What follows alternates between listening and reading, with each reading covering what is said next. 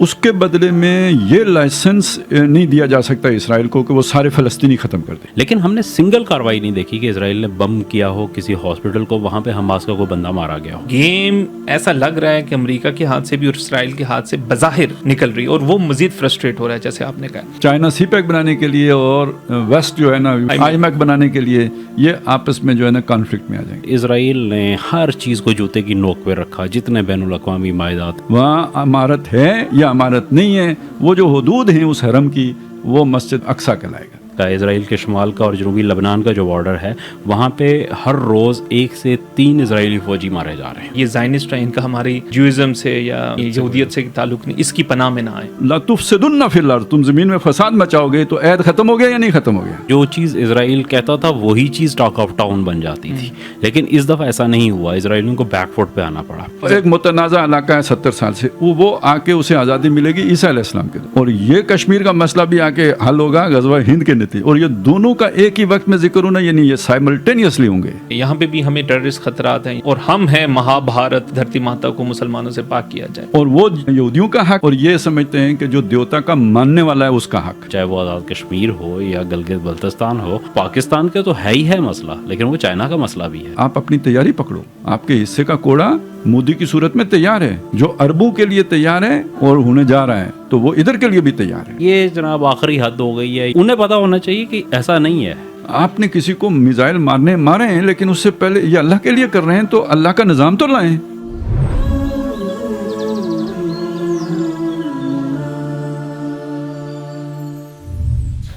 جی السلام علیکم ناظرین, میں ہوں فاروق سلطان اور آپ دیکھ رہے ہیں تذکرہ و تبصرہ کا یہ خصوصی پروگرام جو ہم مسئلہ فلسطین کے اوپر پہلے بھی پچھلے ہفتے ہم نے پوڈ کاسٹ کیا.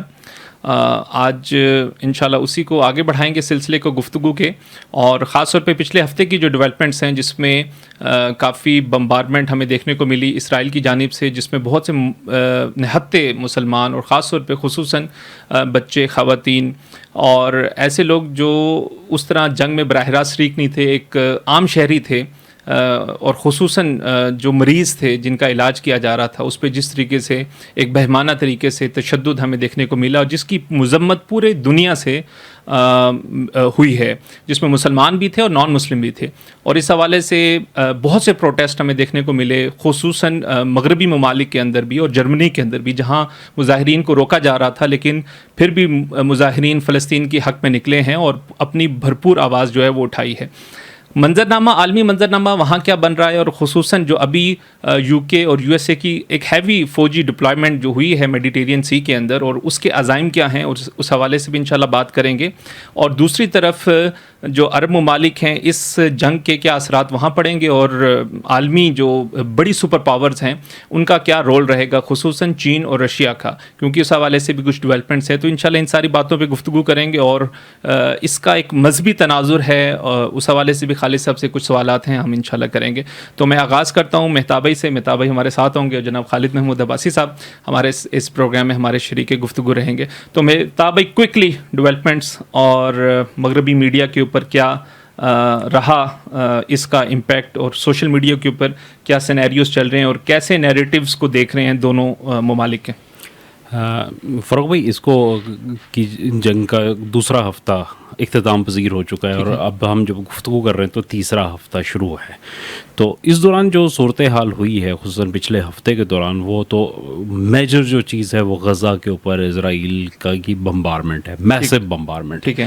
اور جس کو مطلب جتنے بھی عالمی فورمز ہیں, چاہے وہ جنیوا کنونشن ہے, چاہے وار کرائمز کا کنونشن ہے, اس کے اندر اس میں یہ چیز کی جاتی ہے کہ جو بھی ہیلتھ انسٹیٹیوٹ ہیں ہاسپٹلس کے, ان کے اوپر جو ہے نا کوئی بمبارمنٹ نہیں ہو سکتی, جو ایجوکیشنل انسٹیٹیوٹ ہیں اس کے اوپر نہیں ہو سکتی, سولین آبادی کے گھروں کے اوپر نہیں ہو سکتی. لیکن اسرائیل نے ہر چیز کو جوتے کی نوک پہ رکھا, جتنے بین الاقوامی معاہدات ہیں. ہم نے پہلے بھی دیکھا تھا کہ وہ ہمیشہ جو یو این کے چارٹرڈ ہے اس کو کبھی بھی اسرائیل نے تسلیم نہیں کیا, لیکن اس دفعہ تو بہت کلیئر کھل کے سامنے آیا کہ ہاسپٹل کے اوپر ایک بمبارمنٹ جس کے اندر جو ہے نا 500 سے زیادہ لوگ ایک ہی جگہ پہ ہوئے. 3 ہاسپٹل اب تک جو ہیں بڑے ہاسپٹل وہ اسرائیل کی بمبارمنٹ کا نشانہ بن چکے ہیں, اور تقریباً کوئی 33 ہیلتھ کیئر یونٹس ہیں چھوٹے ہیلتھ کیئر یونٹس جو ہے جو اس بمباری کے اندر تباہ ہوئے ہیں. 4100 سے زیادہ تعداد ہو چکی ہے. یہ کل کے فگر ہیں جو منسٹری جو ہے نا ہیلتھ منسٹری نے دیے ہیں غزہ سے. تو جو لوگ شہید ہوئے ہیں, جو زخمیوں کی تعداد ہے وہ 20,000 سے اوپر ہے, اور 1,000 لوگ ابھی تک انہوں نے کل کہا تھا کہ ملبے کے نیچے دبے ہوئے ہیں جن کو نکالا نہیں جا سکا ابھی تک. تو اس کے علاوہ تقریباً 10 لاکھ کے قریب وہ لوگ ہیں جو اس بمباری کے نتیجے میں بے گھر ہو چکے ہیں. ان کے گھر یا تو مکمل طور پہ تباہ ہو چکی ہیں بلڈنگز, یا وہ رہنے کے قابل نہیں ہیں اس وقت. اور ٹوٹل جو اس وقت کی صورتحال یہ ہے کہ 20 ٹرک صرف اس کو اجازت ملی ہے مصری اتھارٹیز نے. کل یہ گئے تھے جنہیں کراس کر کے رفح بارڈر کو کراس کر کے غزہ کے اندر گئے ہیں مصر کی جانب سے, مطلب امدادی ٹرک تھے جو ریڈ کریسنٹ کی طرف سے وہاں پہ گئے تھے, اور اس میں مختلف ممالک کی امداد تھی. لیکن اس میں کچھ ہاسپٹل سپلائز تھی, اور جو ایک جو ہے ڈاکٹر نے اس نے کہا کہ جو بڑے تعداد میں وہاں سے بھیجے گئے ہیں وہ تابوت اور کفن بھیجے گئے ہیں, اور باقی جو ہیں وہ میڈیکل سپلائز بہت تھوڑی مقدار میں تھی. لیکن سب سے بڑی چیز جس کی ضرورت تھی غزہ کو وہ فیول تھا. آپ جانتے ہیں کہ اسرائیل نے, ہم نے پہلے بھی ڈسکس کیا تھا کہ پہلے دن جب جنگ شروع ہوئی تھی تو بجلی بند کر دی تھی, اور غزہ کے ہاسپٹلز جو ہیں اس کے اندر فیول جو جنریٹر چل رہے تھے ان کا فیول تقریباً ختم ہو چکا ہے اس میں. تو اس وقت سب سے بڑی ضرورت یہ تھی کہ ان کو فیول میسر آئے, تو وہ فیول اس میں شامل نہیں تھا. یہ 20 ٹرکس جو اجازت دی گئی ہے تو اس کو شامل نہیں تھا. اچھا 2-3 دن پہلے کی ایک تھی, ایک ڈاکٹر ہیں غزہ سے, انہوں نے یہ کہا تھا کہ ہمارے پاس میڈیکل سپلائز اتنی کم ہو چکی ہیں کہ ہم صرف ان لوگوں کو ٹریٹ کر رہے ہیں جن کے بارے میں قوی یقین ہوتا ہے کہ یہ لوگ سروائیو کر سکیں گے, زندہ بچ سکیں گے. جو لوگ کریٹیکلی انجرڈ ہوتے ہیں ہم انہیں چھوڑ دیتے ہیں کہ ہمارے پاس نہیں ہے, وہ ان لوگوں کے کام آ سکیں. زندگی موت تو اللہ کے اختیار میں ہے, لیکن اتنی شارٹیج ہے وہاں پہ کہ ان لوگوں کو جو معمولی زخمی ہیں ان کو بھی نہیں, اور جو بہت زیادہ زخمی ہیں جن کے بچنے کے چانسز کم بظاہر نظر آتے ہیں ان کو بھی ہم ٹریٹ نہیں کر رہے. صرف ان لوگوں کو ٹریٹ کر رہے ہیں جو شدید زخمی ہیں اور ان کے بچنے کے ایک خاصے قوی جو ہے نا وہ شواہد ہمیں نظر آتے ہیں. تو صرف ان لوگوں کو اتنی شارٹیج ہے وہاں پہ. تو آپ صورتحال کا اس سے اندازہ کر سکتے ہیں کہ وہاں کی کیا صورتحال ہے. دوسری بات یہ ہے کہ نیریٹو کی اگر بات کریں تو نیریٹو میں پسپا ہوا ہے اسرائیل برے طریقے سے. اس نے جتنی چیزیں بھی کی ہیں وہ ہاسپٹل کے اوپر, بمبارمنٹ کے اوپر بھی, جو جس طریقے سے ماضی میں ہم اسٹیٹمنٹ بدلتے رہے, ماضی میں بھی ہوتا یہ تھا کہ جو چیز اسرائیل کہتا تھا وہی چیز ٹاک آف ٹاؤن بن جاتی تھی. لیکن اس دفعہ ایسا نہیں ہوا, اسرائیلیوں کو بیک فوٹ پہ آنا پڑا, اور پوری دنیا کے اندر جیسے آپ نے کہا کہ مظاہرے شروع ہوئے. اور پھر ایک جو سب سے بڑی چیز یہ ہے کہ جو غزہ کی مزاحمت تھی وہ برقرار ہے آج تک. جو حماس کا عسکری ونگ ہے اس کی طرف سے نہ صرف یہ کہ اسرائیل کے مختلف شہروں کو نشانہ بنایا گیا, کل ہی تل ابیب کو بھی نشانہ بنایا گیا, نزدیکی جو شہر ہیں وہاں پہ ان کو نشانہ بنایا گیا ہے. اور 2 ہفتے گزر چکے ہیں, اب تک جو واحد ٹارگیٹ انہوں نے ڈکلریشن آف وار جو اسرائیل نے اناؤنس کی تھی نتن یاہو نے, اس میں ایک سنگل ایجنڈا تھا کہ حماس کو ختم کرنا ہے. تو حماس کو ختم کرنے کے لیے نہ انہوں نے کوئی زمینی آپریشن لانچ کیا ہے. اور آخری چیز میں اس میں یہ کہنا چاہ رہا ہوں کہ دونوں کے اگر جو تناسب ہے اگر اس کو دیکھیں آپ, تو اسرائیل یہ تسلیم کر رہا ہے کہ اس کے اس جنگ کے دوران اب تک 300 سے زیادہ فوجی مارے جا چکے ہیں, اور 100 سے زیادہ جو فوجی ہیں انہیں حماس نے یرغمال بنا کے رکھا ہوا ہے. جبکہ دوسری طرف خود اسرائیلی ذرائع یہ کہہ رہے ہیں کہ اب تک کی ساری جنگ کے اندر سویلینز تو 4000 سے اوپر مرے ہیں, لیکن جو حماس کے جنگجو ہیں, جو عسکری ان کے ورکر ہیں القسام برگیڈ کے, وہ 100 بھی نہیں ہیں. تو یہ اگر آپ دیکھیں کہ 300 اور 100 کا تناسب جو ہے عسکری حوالے سے, تو ہمیں نظر آتا ہے کہ جو ان کی کارروائی تھی وہ ویل ٹارگیٹڈ ہے اب تک. اس پہ بھی تو بہت سے لوگ یہ کہتے ہیں کہ پھر حماس کو چاہیے کہ فرنٹ فٹ پہ جائیں, یہ شیلٹر نہ لیں عوام کا. تو پھر مطلب وہ بھی ایک, اس کو ہم کیسے پھر بیلنس آؤٹ کریں؟ نہیں, شیلٹر دیکھیں فرنٹ فٹ وہ تو کہہ رہے ہیں کہ جب آبادی میں چلے جاتے ہیں تو اس پہ پھر لوگ اٹیک. دیکھیں میں پھر وہی کہہ رہا ہوں کہ یہ ایک اسرائیلی نیریٹو ہے کہ وہ شیلٹر لیتے ہیں, جیسے وہ کہتے ہیں کہ ہاسپٹلس کا شیلٹر لیتے ہیں, یہ جو ہے نمازبی جو جگہ ہیں ان کا شیلٹر لیتے ہیں. لیکن عملاً یہ ہے کہ کیا کسی جگہ پہ انہوں نے کارروائی کی آج تک؟ یہ 2005 سے یہ ہم نے دیکھا تھا کہ انہوں نے وہ پمفلٹ بنا کے جو ہے ڈسٹریبیوٹ کیے تھے اور پوری دنیا کے اندر بڑے پاپولر ہوئے हुए थे सोशल मीडिया के ऊपर भी, मेन स्ट्रीम मीडिया में, लेकिन हमने सिंगल कार्रवाई नहीं देखी कि इसराइल ने बम किया हो किसी हॉस्पिटल को, वहाँ पे हमास का कोई बंदा मारा गया हो, या उन्होंने बम किया हो किसी मस्जिद को और वहाँ पे हमास ने कोई हाइड आउट था उसके अंदर वो मारा गया हो। कोई ऐसे एविडेंस जो है ना वो वहाँ से नहीं आए, ये तो उनका नैरेटिव है। बाकी ये है कि जो कार्रवाई की है तो वो तो हमास ने फ्रंट फुट पे जाके की उन्होंने है। 4000 बंदा मार दिया है, ठीक है। तो खुद कह रहे हैं कि उसमें हमास का 100 था, तो अगर हमास उनमें छुपा हुआ था तो 4000 में से 3500 उनके होते, 500 लोग आम होते, तो फिर तो चले वो दावा दुरुस्त समझा जाता है ना। हॉस्पिटल पे अटैक किया, 1500 लोग मारे गए, आप देख रहे हो बच्चे हैं, औरतें हैं, तो इनोसेंट्स हैं। तो अगर वहाँ हमास वाले होते तो वो मारे गए होते। पहली बात तो ये समझ लें। दूसरी बात ये समझ लें कि फ़र्ज़ करें वहाँ से हमास अगर वो फ्रंट पे, कौन से फ्रंट पे, गजा का तो मासरा है, तो वो किधर जाएंगे, कहाँ रहेंगे, उधर ही रहेंगे ना। जी बिल्कुल सही, ठीक है ना, वो उससे बाहर किधर निकल के जाएंगे। तो और वो इसमें मैं देख रहा था ये अक़वाम मुत्तहिदा का भी एलामिया आया है जो उनके सरबराह का कि इसराइल पर हमास का हमला फ़लस्तीनियों की इज्तिमाई सज़ा का जवाज़ नहीं बन सकता।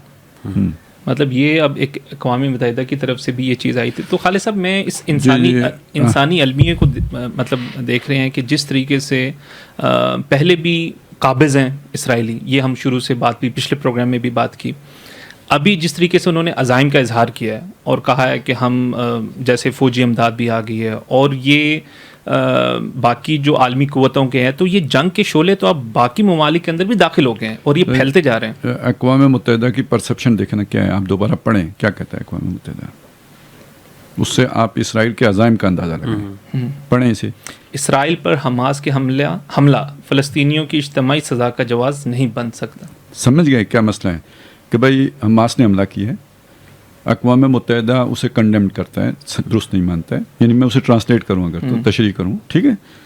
उसके बदले में ये लाइसेंस नहीं दिया जा सकता इसराइल को कि वो सारे फ़लस्तीनी ख़त्म कर दे, जिसका मतलब ये है कि अक़वाम मुत्तहिदा ये फोर्सी कर रहा है कि इसराइल ये करना चाहता है। ठीक है, ठीक हो गया। अब हम इसी को लेके आगे चलते हैं। ये इसराइल अगर करना चाहता है तो ये उसकी, वो अपनी तो ये कहता है कि मेरी ज़रूरत है क्योंकि मुझे यहाँ से ख़तरा होता है और मेरे शहरी जो है ना, इससे उनकी जानों को ख़तरा है और मैं उन्हें अब एतमाद देना चाहता हूँ कि वो इसराइल में सिक्योर हैं, उन पर कोई कहीं से कोई ख़तरा नहीं होगा और ये इसके बगैर नहीं हो सकता कि मैं इनको साफ़ कर दूँ। ठीक है, आपने इनकी जानें बचानी है तो ले जाएं इन्हें, जाके सरायती में आबाद कर दें, मिस्र में आबाद कर दें, जहाँ कर दें, यहाँ मैं नहीं रहने दूँगा, जब मैं सब ख़त्म कर दूँगा, साफ़ कर दूँगा। ठीक है, ये ऐलान है या नहीं है, कम अज़ कम अक़वाम मुत्तहिदा की ये स्टेटमेंट जो है ना, उससे ये नतीजा निकल रहा है। अब आप सोचें अगर ये होता है, इसे रोक कौन सकता है इस काम से? अक़वाम मुत्तहिदा तो नहीं रोक सकती, अरब ममालिक भी नहीं रोक सकते, शोर कर सकते हैं, रोक नहीं सकते। रोक सकता है बरतानिया और अमेरिका रोक सकते हैं, फ्रांस रोक सकते हैं, ये जो उसके इत्यादी हैं जिन्होंने दस्ते शफ़क़त उसके सर पे रखा हुआ है, ये रोक सकते हैं, इसके सिवा कोई नहीं रोक सकता। ठीक है, पहली बात तो ये, यानी रोकने वाली ताकत तो उनके पास है। अक़वाम मुत्तहिदा सिर्फ चीख चिल्ला सकती है, करारदादें पास कर सकती है, इससे ज़्यादा कुछ नहीं कर सकती, और अरब भी सिर्फ चीख चिल्ला सकते हैं, इससे ज़्यादा कुछ नहीं कर सकते। और अगर ये हो जाते हैं, ठीक है, तो हो जाता है तो फिर उसके बाद अरब वर्ल्ड में बहुत बड़ा रद्द अमल पैदा होगा इसका। वो बिल्कुल ऐसा ही रद्द अमल होगा, वैसा ही गुस्सा होगा जैसा इसराइल गुस्सा महसूस कर रहा है हमास के अटैक के नतीजे में। लेकिन ये इस गुस्से को अगर हुक्मरान लेके चलेंगे तो भी जंग है, और हुक्मरान लेके नहीं चलेंगे तो वार विद इन इस्लाम है। फिर वो शहरी उठ के, अवाम उठ के अपने हुक्मरानों का धड़न तख्त कर देंगे। और बहुत बड़े मुजाहरे हुए हैं। ठीक है, मुजाहरे नहीं, फिर वो मुतशद्दिद मुजाहरे होंगे, फिर वो सारा कुछ होगा, फिर मलेशियाज बनेंगी। फिर ये जहन में रखें कि हमने ये पिछली दफ़ा कंक्लूड किया था कि ये तो असल में तो ये सारी तिजारती जंग है जिसको मजहबी रंग दिया गया है। ये क्रूसेड्स के ज़माने से तिजारती मसला है, वो बनाया इसी मजहबी गया है। ठीक है, तो अब इसको ये बात समझ लीजिए कि फिर दुनिया में माशी ताकत कौन है, किन दो माशी ताकतों का टकराव है। चाइना बढ़ रहा है जी, 2030 में सबसे बड़ी माशी ताकत। अमेरिका एग्जिस्टिंग जो है ना वो माशी ताकत है, तो अमेरिका नहीं चाहेगा चाइना बने, तो उसने सीपैक का रास्ता ब्लॉक करना है, कंटेनमेंट ऑफ चाइना, तो वो पहले तो यहाँ से किया था, अब वो वहाँ से करने की कोशिश करेगा, ये शुरू कर दिया उसने। ठीक है, तो चाइना भी तो कुछ करेगा। ठीक है, चाइना भी कुछ करे, रूस भी कुछ करेगा। वो G20 वालों का तो खाता हो गया ना ख़त्म, वो जो India Europe middle east economic corridor साहब जो थे ना, वो तो इसमें वैसे IMEC जो CPEC के मुकाबले में आ रहा है। हाँ जी, वो तो चूंगे में गया, CPEC को भी सवालिया निशान लग गया।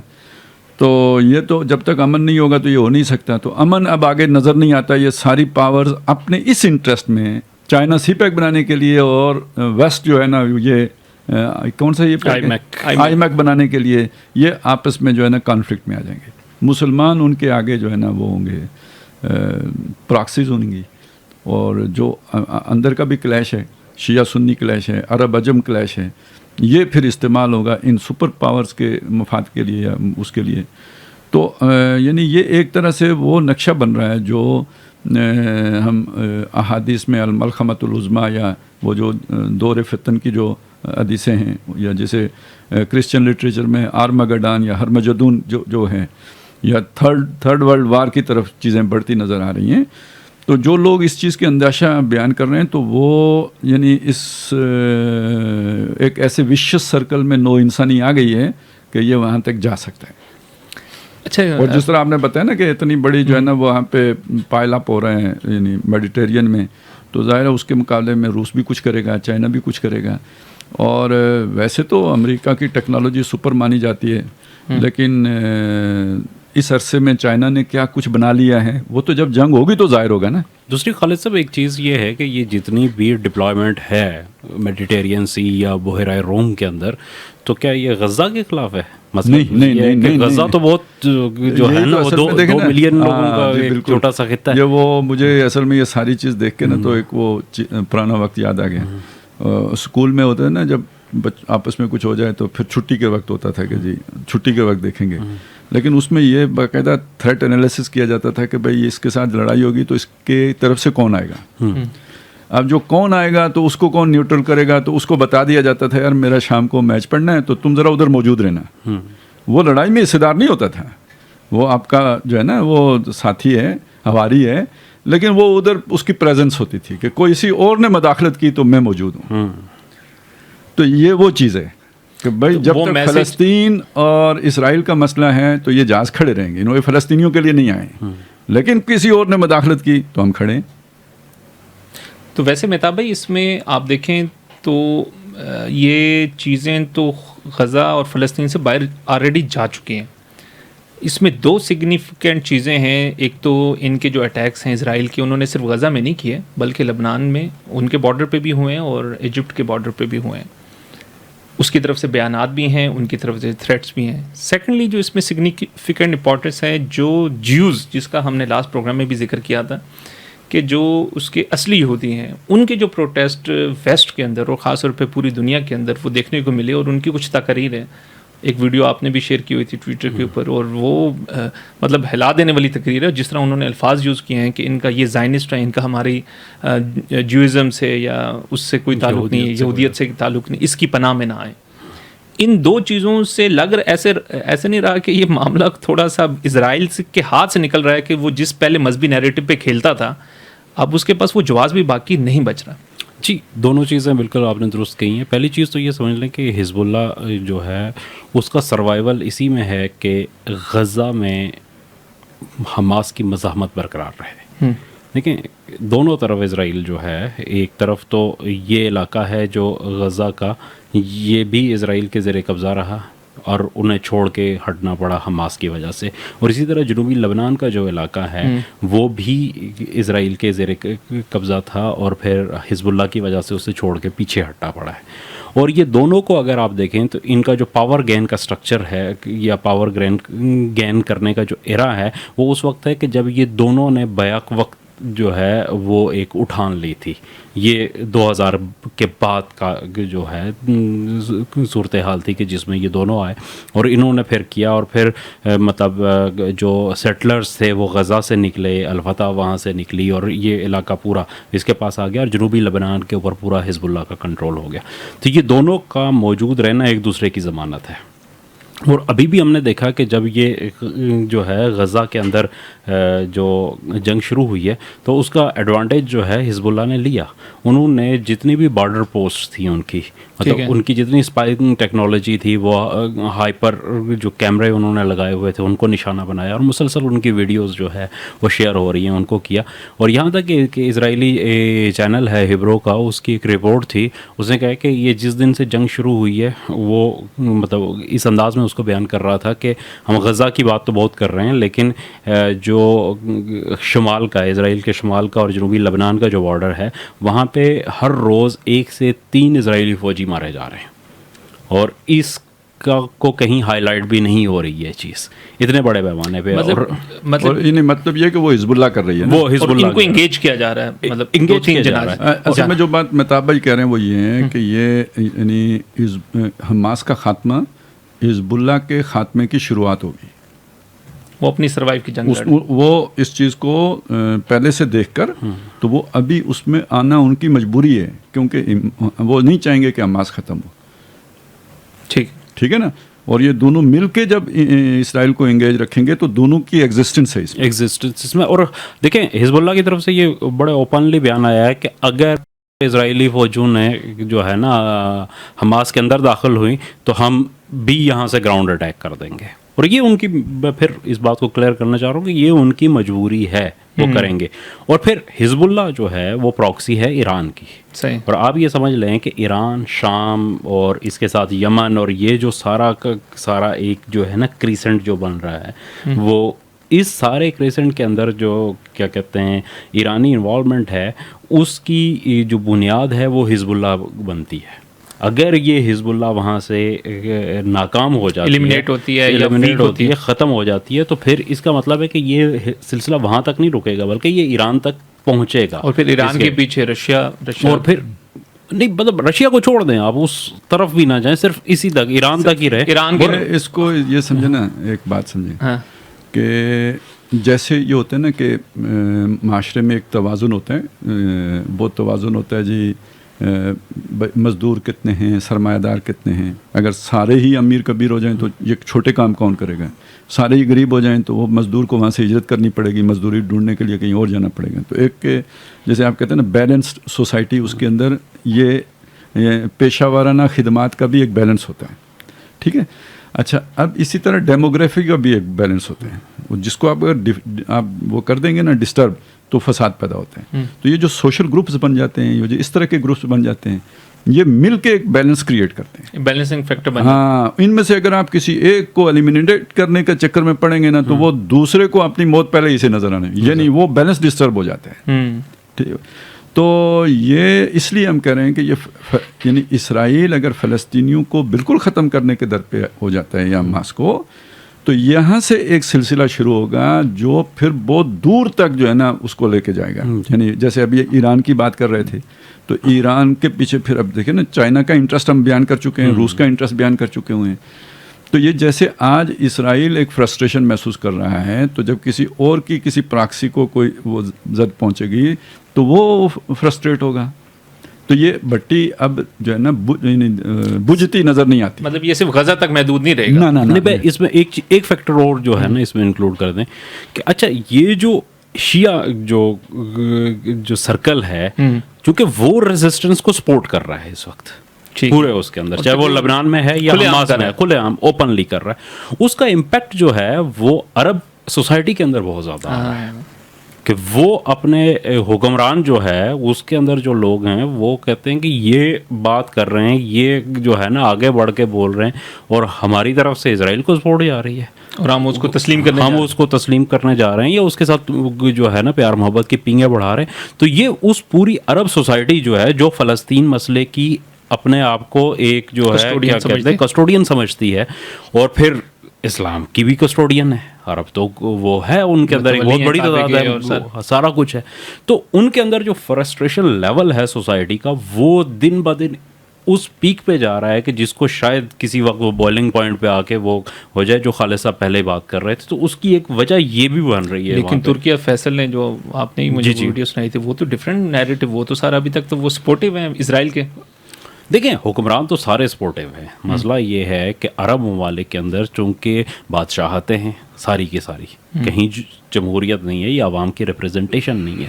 تو انہیں اپنے عوام کو کنٹرول کرنے کے لیے اسرائیلی ٹیکنالوجی چاہیے وہاں پہ، جو ان کی کے پاس جو سفسٹیکیٹڈ ٹیکنالوجی ہے سوشل میڈیا کو کنٹرول کرنے کے لیے، لوگوں کی پرسیپشنز کو کنٹرول کرنے کے لیے وہ چاہیے. اور دوسرا جو اسرائیل کا ویسٹ میں انفلوئنس ہے جس کے ذریعے وہ اپنی مطلب یہ جتنے ہم نے کہا کہ وار کرائم بھی کرتا ہے تو وہ اس کے اوپر پردہ ڈالنے کی کوشش کرتی ہیں. تو بھائی ان کے اوپر جو ویسٹ سے اعتراضات آتے ہیں، وہ سعودیہ ہے یا اس کے اوپر انسانی کے اور حقوق انسانی کے، خواتین کے حقوق کے، آزادی اظہار کے، جتنے بھی پیرامیٹرز مغرب کے بنائے ہوئے ہیں ان سب میں یہ سب سے جو ہے نا وہ فوکل پوائنٹ ہوتے ہیں، ان کے اوپر سب سے پہلی زد پڑتی ہے. تو اس جو ہے نا پرسیپشن کو، وہ چاہے وہاں کی مقتدر قوتیں ہیں یا ایک رولنگ ایلیٹ ہے ویسٹ کی، اس کے اندر یا عوام کے اندر، اس کو کنٹرول کرنے کے لیے انہیں اسرائیل کی سپورٹ چاہیے ہے. اس لیے یہ جاننا چاہ رہے ہیں اسرائیل کے ساتھ. لیکن جو گراؤنڈ سچویشن ہے اس میں عوام جو ہے وہ اور زیادہ جو ہے اینٹی اسرائیل ہوتی جا رہی ہے، اور ہر روز کے ساتھ وہ تناسب بڑھ رہا ہے. اور سوشل میڈیا سے تو چیزیں دیکھیں نا، اب وہ حقائق کس طرح لوگوں کے پاس پہنچ رہے ہیں، ایک ایک فرد کے پاس پہنچ رہے ہیں کہ اب اسٹیٹ کا تو کنٹرول ہی اس طرح نہیں رہا کہ جیسے پہلے وہ میڈیا پہ کنٹرول کر کے خبریں چھپا لیتے تھے، وہ چیزیں ہائیڈ ہو جاتی تھی. خالد صاحب، آپ نے لاسٹ پوڈ کاسٹ میں ایک چیز کہی تھی کہ یہ ایک واقعات انسیڈنٹلی ہو گئے، لیکن اس میں ایک تکوینی امر ہے. اچھا، وہ امر ہمیں اس کی کچھ چیزیں سامنے آ رہی ہیں کہ گیم ایسا لگ رہا ہے کہ امریکہ کے ہاتھ سے بھی اور اسرائیل کے ہاتھ سے بظاہر نکل رہی، اور وہ مزید فرسٹریٹ ہو رہا ہے جیسے آپ نے کہا. دوسری طرف وہ جو اس کا مذہبی نیریٹو تھا کہ ہم اس کے کسٹوڈین ہیں اور ہم اس کے جائز حقدار ہیں، اور فلسطین جو ہے وہ گویا مطلب وہ ایسے وہ ہیں جیسے وہ ناجائز طور پہ آباد کار ہیں اور ہمیں ادھر سے ان کو بے دخل کرنا چاہیے. تو اس نیریٹو کے تناظر کے اندر کچھ بحثیں ہمارے علاقے میں بھی یا ہمارے اسلامسٹ کے اندر بھی جاری ہیں، اور وہ نیریٹو یہ ہے کہ بیت المقدس، پہلا سوال تو یہ کھڑا کیا گیا کہ مسجد اقصیٰ کا تو کوئی وجود ہی نہیں ہے. مسجد اقصیٰ نبی اکرم صلی اللہ علیہ وسلم نے جب اس طرف سفر کیا تو مسجد اقصیٰ اس ٹائم موجود ہی نہیں تھی. نمبر 2 یہ ہے کہ اس کے اصل متولی اگر کنسیڈر کر بھی لیا جائے تو اس کے اصل متولی بنی اسرائیل ہی ہیں. تو مسلمانوں نے تو ان پہ قبضہ کیا، مسلمانوں نے ان سے لیا، ہتھیایا، تو اس کے جائز وارث وہی ہیں. تو مسلمان تو گویا پرتشدد ہیں اور مسلمان تو غاصب ہیں. یہ دو چیزیں ہیں، ان کو آپ کیسے ایڈریس کرتے ہیں؟ دیکھیں، یہ تو پہلے تو خیر مسجد کے تصور کو سمجھ لیجئے، اس کے بغیر یہ بات سمجھ میں نہیں آئے گی. یعنی ایک ہمارا آج کا تصور ہے جس میں ہم مسجد سمجھتے ہیں عمارت کو، جبکہ مسجد کا اوریجنل جو مفہوم ہے وہ ہے سجدے کا وقت یا سجدے کی جگہ. اس معنی میں نبی صلی اللہ علیہ وسلم نے پوری زمین کو اپنے لیے مسجد قرار دیا ہے کہ اللہ نے میرے لیے ساری زمین کو مسجد بنا دیا ہے. تو اس سے آپ سمجھ لیں کہ پوری زمین مسجد ہونا، یعنی آپ ہر جگہ نماز پڑھ سکتے ہیں. لیکن عمارت تو ہر جگہ نہیں ہوتی مسجد کی، نہ یہ ہر جگہ مسجد کے حکم میں ہوتی ہے. اچھا، اسی طریقے سے آپ یہ سمجھ لیں کہ یہ جو مسجد حرام اور مسجد اقصیٰ ہے، اس کا کیا مطلب ہے؟ ویسے تو مسجد اقصیٰ کا مطلب لفظی ہوگا دور کی مسجد، اقصیٰ، ہاں، دور کی مسجد، ٹھیک ہے. اب مسجد اس معنی میں لیں وہ جیسے پوری زمین مسجد بنائی گئی ہے، تو جو حدود حرم ہے دونوں جگہوں کی وہ مسجد کہلائیں گے. جیسے بیت اللہ ہیں تو ایک تو خانہ کعبہ ہے جس کے اندر اس وقت بت رکھے ہوئے تھے، لیکن اس کے باہر پھر مطاف ہے جہاں پہ لوگ طواف کرتے ہیں. اس کے باہر وہ جگہ ہے جسے آج ہم مسجد حرام کہتے ہیں، وہ بلڈنگ ہے، وہ جو بلڈنگ ہے. لیکن جب نبی صلی اللہ علیہ وسلم کی بعثت ہوئی ہے تو اس وقت تو یہ بلڈنگ نہیں تھی. تو اگر مسجد عمارت کا نام ہے تو اس وقت تو کوئی اس طرح کی عمارت خود بیت اللہ کے آس پاس بھی موجود نہیں تھی. تو مسجد حرام کیا شے ہوئی پھر؟ تو مسجد حرام اصل میں حدود حرم ہے. ایک ہے میقات جہاں سے آپ احرام باندھتے ہیں، وہ اور حدود ہیں. لیکن ایک ہے حدود حرم، جیسے وہ جو بعض لوگ عمرہ نہیں کرتے، جو مسجد عائشہ سے باندھ کے آ جاتے ہیں، ادھر وہ عرفات سے شروع ہو جاتے ہیں. تو یہ حدود حرم ہے. یہ جو حدود حرم ہے یہ ہے مسجد حرام، جس کو اللہ نے امن کا گہوارہ قرار دیا ہے نا. یہاں پہ کوئی وہ نہیں، یہ حدود حرم ہے. اس کے اندر وہ کوئی فساد نہیں ہے، کوئی وہ نہیں ہے، فسوق نہیں ہے، وہ جو آیات آئی ہیں. تو یہ مسجد کے حکم میں ہے. بے شک عمارت نہ ہو، جو عمارت ہے وہ بھی نہ ہو، یہ مسجد حرام ہے. اسی پر قیاس کر کے آپ مسجد اقصیٰ سمجھ لیں، وہاں عمارت ہے یا عمارت نہیں ہے، وہ جو حدود ہیں اس حرم کی وہ مسجد اقصیٰ کہلائے گا. ٹھیک ہے، ٹھیک ہو گیا. اب یہ جو دور کی کوڑی لائی گئی ہے کہ وہ مسجد اقصیٰ آسمان پر ہے، یہ یعنی پہلی بات یہ ہے کہ یہ والی بات جو ہے نا اس پہ تو وہ آیت کو انہوں نے مستاق بنایا نا، گویا کہ یہ سفر معراج کا تھا. معراج کا تھا، لیکن یہ ہمارے ہاں تواتر سے یہ رائے موجود ہے امت کی کہ یہ سفر دو حصوں پر مشتمل تھا، ایک زمینی سفر ہے، ایک آسمانی سفر ہے، اسراء اور معراج. اسراء اور معراج. اور یہ جو اس کے لیے صیغہ استعمال کیا گیا سبحان الذی اسریٰ بعبدہ لیلا من المسجد الحرام الی المسجد الاقصی، تو اسراء جو ہے وہ آسمانی سفر کو نہیں کہتے، زمینی سفر کو کہتے ہیں. اور اس اسراء کے اندر سفر وہ جو زمین پر کیا جائے اور رات کو کیا جائے. یہاں لیل کا لفظ نہ بھی لایا جائے تو بھی اسراء کے اندر رات کا سفر ہی مراد ہوتا ہے. اچھا. اور یہ یعنی اور جگہوں پہ جیسے بنی اسرائیل یعنی حضرت موسیٰ کو حکم دیا گیا فاسر بعبادی لیلا من، آپ میرے بندوں کو رات کو لے کر نکل جائیں. اور جیسے حضرت لوط علیہ السلام کو حکم دیا گیا تھا کہ اپنے گھر والوں کو لے کے رات کو آپ جو ہے نا وہ چلے جائیں اور پیچھے مڑ کے نہ دیکھیں، تو اس کے لیے بھی یہی لفظ آیا تھا، یہی فعل استعمال ہوا تھا. یہاں حضور کے لیے استعمال ہوا، اللہ لے گیا اپنے بندے کو راتوں رات یہ بیت اللہ سے بیت المقدس. تو یہ یعنی ایک تو یہ بات ہوئی. اس میں ذرا تھوڑا آپ کو متوجہ کرنا چاہوں گا کہ ایک مضمون ہوتا ہے نا، کوئی بھی آپ کو اگر فرض کریں لغوی اعتبار سے آپ کے پاس ایک سے زیادہ معنی ہوں تو آپ سیاق و سباق میں رکھ کر دیکھتے ہیں کہ یار یہاں اس کا معنی کیا بنے گا. تو اگر آپ قرآن مجید کی جس صورت میں یہ ذکر آیا ہے اس میں چلیں تو سب سے پہلے وہاں پہ ذکر کیا گیا کہ مسجد حرام سے مسجد اقصی لے گیا. اگلی بات کیا آئی؟ وَآتَيْنَا مُوسَى الْكِتَابَ وَجَعَلْنَاهُ هُدًى لِبَنِي اسرائیل. بنی اسرائیل کا ذکر آیا. تو بنی اسرائیل بیت المعمور میں تو نہیں رہتے تھے، وہاں فرشتے رہتے ہیں. بنی اسرائیل تو اس زمین والے بیت المقدس میں رہتے ہیں.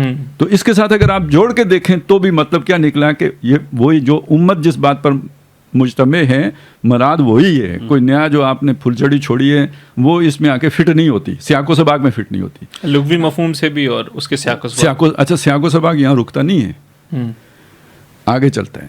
وَقَضَيْنَا إِلَىٰ، یعنی یہ بنی اسرائیل ہے نا جو وہاں پہ جن کا آپ حق بات کر رہے ہیں. آپ نے بنی اسرائیل کا لفظ استعمال کیا تھا نا، تو بنی اسرائیل کو کتاب دی تھی اللہ نے. وہ جن کا آپ حق کہہ رہے ہیں ان کے بارے میں اللہ نے انہیں اس وقت بتا دیا تھا کہ لَتُفْسِدُنَّ فِي الْأَرْضِ، تم زمین میں یعنی اس اب الارض کا مطلب وہی الارض المقدس ہوگی، اس کے اندر تم فساد کرو گے مرتين، 2 مرتبہ، اور وَلَتَعْلُنَّ عُلُوًّا كَبِيرًا، بہت بڑی سرکشی کرو گے. تو پھر اس کا لازمی نتیجہ تمہیں مار پڑے گی، یعنی اس زمین سے نکال باہر کر دیے جاؤ گے. اب یہ اہم بات ہے کہ کیوں نکال باہر کیے جاؤ گے. بیسیکلی دیکھیے یہ کہتے ہیں کہ یہ یعنی وہ دلیل یہ بھی دیتے ہیں کہ ابراہیم علیہ السلام کی اولاد تھی، ایک اولاد کو انہوں نے یہ والا حصہ دیا تھا، ایک اولاد کو وہ والا حصہ دیا تھا. جیسے آج ہم کہیں ابا جی کا ایک گھر جو ہے نا بیریا ٹاؤن میں تھا، ایک گھر بیریا انکلیو میں تھا، بڑے بیٹے کو بیریا انکلیو میں دیا، چھوٹے بیٹے کو بیریا ٹاؤن. بات سمجھ میں آتی ہے کہ ایک کو حجاز میں، ایک کو جو ہے نا وہاں شام میں. تو یہ والی وراثت تھی. اس کا نتیجہ ہے کہ ادھر تم ادھر ہم. انبیاء کی یہ وراثت نہیں ہوتی. ٹھیک ہے، انبیاء کی جو وراثت ہوتی ہے وہ دین ہوتا ہے. انبیاء کی وراثت کتاب ہوتی ہے، نظریات ہوتے ہیں، توحید ہوتی ہے، یعنی وہ تعلیمات ہوتی ہیں، ان کا مشن ہوتا ہے. یہ انبیاء کی وراثت ہوتی ہے. وہ حضرت زکریا نے جو دعا مانگی تھی اللہ سے کہ مجھے جو ہے نا ولی عطا فرما، وہ چونکہ ان کی اولاد نہیں تھی تو انہوں نے اللہ سے قال ربی انی وہن العظم منی واشتعل الراس شیبا ولم اکن بدعائک رب شقیا. میں تو بڈھا ہو گیا، میں جانے والا ہوں، لیکن میں آپ سے دعا کر رہا ہوں. اور میری وامرأتی عاقرن، بیوی میری بانج ہے، یعنی اولاد مانگ رہے ہیں. تو اب وجعل لی ولیا من لدنک، اپنے پاس سے ولی عطا فرما، یرثنی و یرث من آل یعقوب، جو میرا بھی وارث ہو اور یعقوب کی آل کا بھی وارث ہو. اب یہ کون سی وراثت ہے؟ یعنی وہ جو حضرت یعقوب علیہ السلام سے مشن چلا رہا ہے اس کے وارث ہو. تو ابراہیم علیہ السلام، پہلی بات یہ ہے کہ وہ جب اللہ تعالیٰ نے ان کو یہ مقام عطا کیا اور انہیں توحید کے یہ مراکز بنائے اور اس کے لیے انہوں نے بے بہا قربانیاں دیں، جس کو آپ وراثت کہتے ہیں. وہ ہر وراثت قربان کی، مطلب رشتہ داریاں قربان کی، جگہ چھوڑی، وطن چھوڑا، بیٹے کی گردن پہ چھری چلانے سے جو ہے نا باغ کوئی دریغ نہیں کیا. ہر وہ شے جیسے دنیا وراثت کہتی ہے اس پر چھری چلائی. تو اللہ نے کہا انی جاعلک للناس اماما، میں آپ کو امام بناؤں گا. اب انہوں نے کہا من ذریتی، یہاں سے بات چلائے نا، میری اولاد کا کیا بنے گا؟ قال لا ینال عہد الظالمین، اللہ نے کہا ظالموں سے کوئی عہد نہیں ہے. اب اگر اللہ کا کوئی عہد ہے بنی اسرائیل سے، تو جب تم لَتُفْسِدُنَّ فِي الْأَرْضِ، تم زمین میں فساد مچاؤ گے، تو عہد ختم ہو گیا یا نہیں ختم ہو گیا؟ اور جب قرآن نے بار بار کہا واللہ لا یہدی القوم الظالمین، ظالموں کی قوم کو اللہ راہیاب نہیں کرتا ہے، تو کیا کہا کہ اب یہ ظالم ہیں، تو ظالم ہے تو ابراہیم کے ساتھ عہد ہی ان کا ختم ہو گیا. تو جب ابراہیم سے عہد ختم ہو گیا تو ابراہیم کا جائز وارث کون ہے؟ تو بتایا ما کان ابراہیم و یہودین ولا نصرانیہ، ابراہیم نہ یہودی تھے نہ نصرانی تھے، ولیکن کان حنیفا مسلمہ، وہ مسلم تھے، حنیف.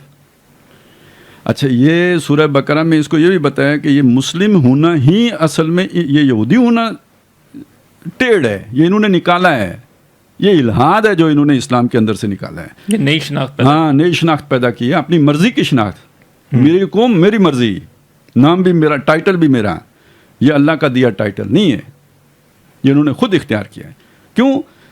یہی اذ قال لہ ربہ اسلم، جب اللہ نے ابراہیم سے کہا کہ فرما بردار بن، اسلام والا مسلمان بن، قال انی اسلمت لرب العالمین، انہوں نے کہا میں مسلمان ہوں سارے جہانوں کا رب کا.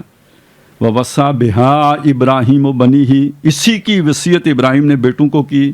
یعقوب نے بھی یہی وصیت کی تھی. تو یہ سارے بنی اسرائیل ہیں، تو یعقوب کی یہ وصیت کدھر گئی جب یہودی ہو گئے؟ تو ٹھیک ہے، تو ظالم بھی ہو گئے اور مسلم بھی نہیں رہے. تو اب ابراہیم والا کون ہے؟ تو ان اول الناس بابراہیم للذین اتبعوہ وہذا النبی والذین آمنوا، تو ابراہیم کے قریب تر وہ لوگ ہیں جنہوں نے ابراہیم کی پیروی کی.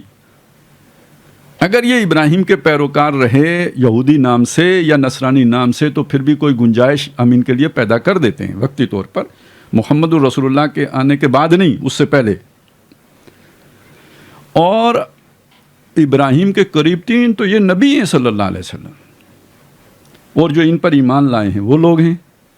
تو اگر ابراہیم کی وراثت ہے تو پھر اس کا حقدار ازرو قرآن کون بنے گا؟ یہ میں کوئی جو ہے نا دنیا داروں کو دلیل نہیں دے رہا ہوں، میں دین داروں کو دلیل دے رہا ہوں، جو قرآن کو منزل من اللہ مانتے ہیں ان کے سامنے بات رکھ رہا ہوں. تو ازرو قرآن بات صاف ہو گئی کہ ابراہیم کی جو بھی وراثت ہے اس وراثت کا حقدار ظالم نہیں ہوگا. تو ظالم کون نہیں ہے؟ محمد الرسول اللہ والذین معہ جو ہیں وہ ظالم نہیں ہیں، یا والذین آمنوا معہ جو ان پر ایمان لائے وہ ظالم نہیں ہیں. یہودی ظالم ہو چکے. یا آگے چلیں اس کے، یعنی یہ تو بات ہو گئی پرانی. حضور صلی اللہ علیہ وسلم سے 500 سال پہلے، آپ کی پیدائش سے 500 سال پہلے حضرت مسیح، بلکہ 650 سال پہلے حضرت مسیح علیہ السلام آئے ہیں. وہ رسولاً الی بنی اسرائیل، یہی بنی اسرائیل کی طرف رسول بن کے آئے. سب نے ان کو کا انکار کر دیا اور بس پڑتے سولی چڑھا دیا. وہ بھی اسی مشن پہ تھے. اسی مشن پہ تھے. اب آپ سوچیں ابراہیم کا وارث کون تھا؟ حضرت عیسیٰ اس دور میں. عیسیٰ تھے. عیسیٰ علیہ السلام کا انہوں نے انکار کر دیا تو وہ اس وراثت کا ان کا کوئی حق باقی رہا؟ اس موقع پہ اللہ تعالیٰ نے عیسیٰ علیہ السلام کو زندہ آسمان پہ اٹھا لیا، لیکن عیسیٰ علیہ السلام سے ایک وعدہ تھا، کونوا انصار اللہ کما قال عیسی ابن مریم للحواریین من انصار الی اللہ قال الحواریون نحن انصار اللہ. وہ 12 بندے انہوں نے کہا ہم اللہ کے مددگار ہیں. تو باقی بنی اسرائیل نے کفر کر دیا. فآمنت طائفۃ من بنی اسرائیل وکفرت طائفہ، اکثریت نے کفر کیا، یہ 12 بندے ایمان لائے. فأیدنا الذین آمنوا علی عدوہم، تو جو ایمان لے آئے تھے وہ 12 ان کو ہم نے مدد پہنچائی ان کے دشمنوں کے مقابلے میں. فاصبحوا ظاہرین، تو وہ غالب آ گئے، لیکن 300 سال بعد. ٹھیک ہے نا، جب پوری سلطنت روما کرسچن ہو گئی تو وہ غالب آ گئے. یہودیوں کو وہ پہلے ہی نکال چکے تھے، 70 عیسوی میں نکال چکے تھے رومی، لیکن جب مشرک تھے. اب وہ سارے عیسائی ہو گئے تو گویا یہ اس چیز کے حقدار ہو گئے، کیونکہ عیسیٰ علیہ السلام اللہ کی طرف سے اپوائنٹڈ تھے. تو جو عیسیٰ علیہ السلام کو مان رہے ہیں ان کا حق بن گیا. تو مسلمانوں نے تو یہودیوں سے لیا نہیں، مسلمانوں نے لیا عیسائیوں سے. تو اگر کسی کا حق بھی بنتا ہے، اگر کوئی دعوے دار بن کے کھڑا بھی ہو سکتے تو ہوں تو عیسائی کھڑے ہوں. ان کا تو حق ہی نہیں رہا عیسیٰ علیہ السلام کا انکار کرنے کے بعد. یہ تو وہ دلیل ہو گئی جو ہم قرآن مجید کی روشنی میں دے سکتے ہیں. عیسائیوں کا کیوں نہیں وہ ایک علیحدہ بات ہے، لیکن یہودیوں کا تو بالکل ہی نہیں. اب آ جائیں دوسری چیز کی طرف. اگر آپ دین کو، قرآن کو، روایت کو ایک طرف رکھ کر صرف جو دنیا کے ہمارے سیکولر بنیادیں ہیں ان پر دیکھتے ہیں تو پھر قدیمی باشندے کا حق ہونا چاہیے، سن آف دا سوائل کا حق ہونا چاہیے. تو ابراہیم علیہ السلام مہاجر تھے، وہ تو عراق سے ہجرت کر کے آئے تھے. فلسطینی تو سن آف دا سوائل ہیں. ایک بات. دوسری 5000 سال کی معلوم تاریخ میں بنی اسرائیل ان کا جو قبضہ رہا ہے اس علاقے پر وہ سارا 1100-1200 سال بنتا ہے, اس سے زیادہ نہیں بنتا. باقی تو ڈائسپورا میں ہے. باقی ڈائسپورا ہے. اصل میں پہلے بھی نہ آئے تو پھر اس کے بعد چلے گئے مصر, چلے گئے ادھر رہے, ادھر سے واپس آئے, پھر نکالے گئے, پھر اس کے بعد ایک حکومت قائم ہوئی, پھر عراق میں جا کے تو جو ہے نا وہ یہ کچھ 6 لاکھ مارے گئے, 6 لاکھ غلام ہو گئے, یہاں یہ علاقہ خالی ہو گیا. پھر واپس آئے تو اس کے بعد وہ آ گئے, رومی آ گئے, انہوں نے آ کے قبضہ کر لیا.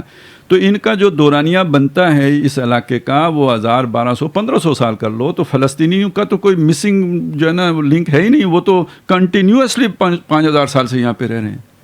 صحیح. تو اس دلیل پہ پھر کس کا حق بنے گا؟ تو مذہب سے آئیں تو حق بنتا ہے مسلمانوں کا. ٹھیک ہے, اچھا چلیں تینوں فرقوں کو آپ برابر ایکول جو ہے نا وہ حق پرست مانیں, تو حق بنے گا کس کا پھر؟ عیسائیوں کا, یہودیوں کا تو پھر بھی نہیں بنے گا, کیونکہ وہ بھی تو بنی اسرائیل ہیں. اور اگر آپ اس تاریخی تناظر میں دیکھیں تو حق بنے گا فلسطینیوں کا, وہ مسلمان ہو چکے ہیں, تو وہ تو ایک علیحدہ بات ہوئی نا ان کا مسلمان ہونا. پھر عقیدے سے تو بحث ہی نہیں کریں, کیونکہ وہ سن آف دا سائل ہیں, لہذا ان کا حق بننا چاہیے. چوتھی بات یہ ہے کہ بھائی ابراہیم کی نسل کے کسی بندے کا حق بنے گا نا. آپ نے نام استعمال کیا سامیوں کا اور یہودیوں کا, اور سونپ دیا اشکنازی یہودیوں کا, جو یورپین قومیں ہیں, جو نوح علیہ السلام پہ جا کے تو ملتے ہیں سامیوں سے, اس سے نیچے تو ملتے ہی نہیں. اب یہ والی چکر بازی تو کسی کو پتہ ہی نہیں ہے.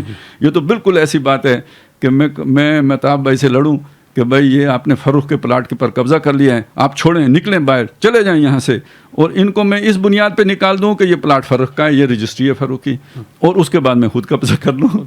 ٹھیک ہے نا, یہ تو بالکل ہی ایک بے تکی بات ہو گئی ہے. یہ وہ ہے جو ہو رہا ہے, اور یہ وہ رونا ہے جو یہودی رو رہے ہیں, جو اصلی والے یہودی ہیں. وہ کہ یار اسی تو وہ یتیم دے یتیم ہی ہیں. ٹھیک ہے نا, ہمیں تو نہیں ملا. اچھا مہتاب بھائی, بالکل یہ ایک تاریخی پس منظر آ گیا. میں اب آتا ہوں برِ صغیر پہ. اسرائیل کو جو سب سے زیادہ مورل سپورٹ ڈس انفارمیشن سے کی گئی, خود اسرائیلی جو ان کی مشینری تھی, اور دوسری مشینری تھی جو ہماری ہندوستانی, یا جسے ہندوستانی بھی نہیں کہنا چاہیے, بی جے پی یا RSS والی مشینری. انہوں نے جس طریقے سے ایک سمجھ لیں کیا اسے کہیں کہ ایسے الفاظ نہیں ملتے, جس بے ہنگم انداز سے وہ پروپیگنڈا کیا, اور جس طرح فالس انفارمیشن ٹویٹر اسرائیلیوں سے بڑھ کر.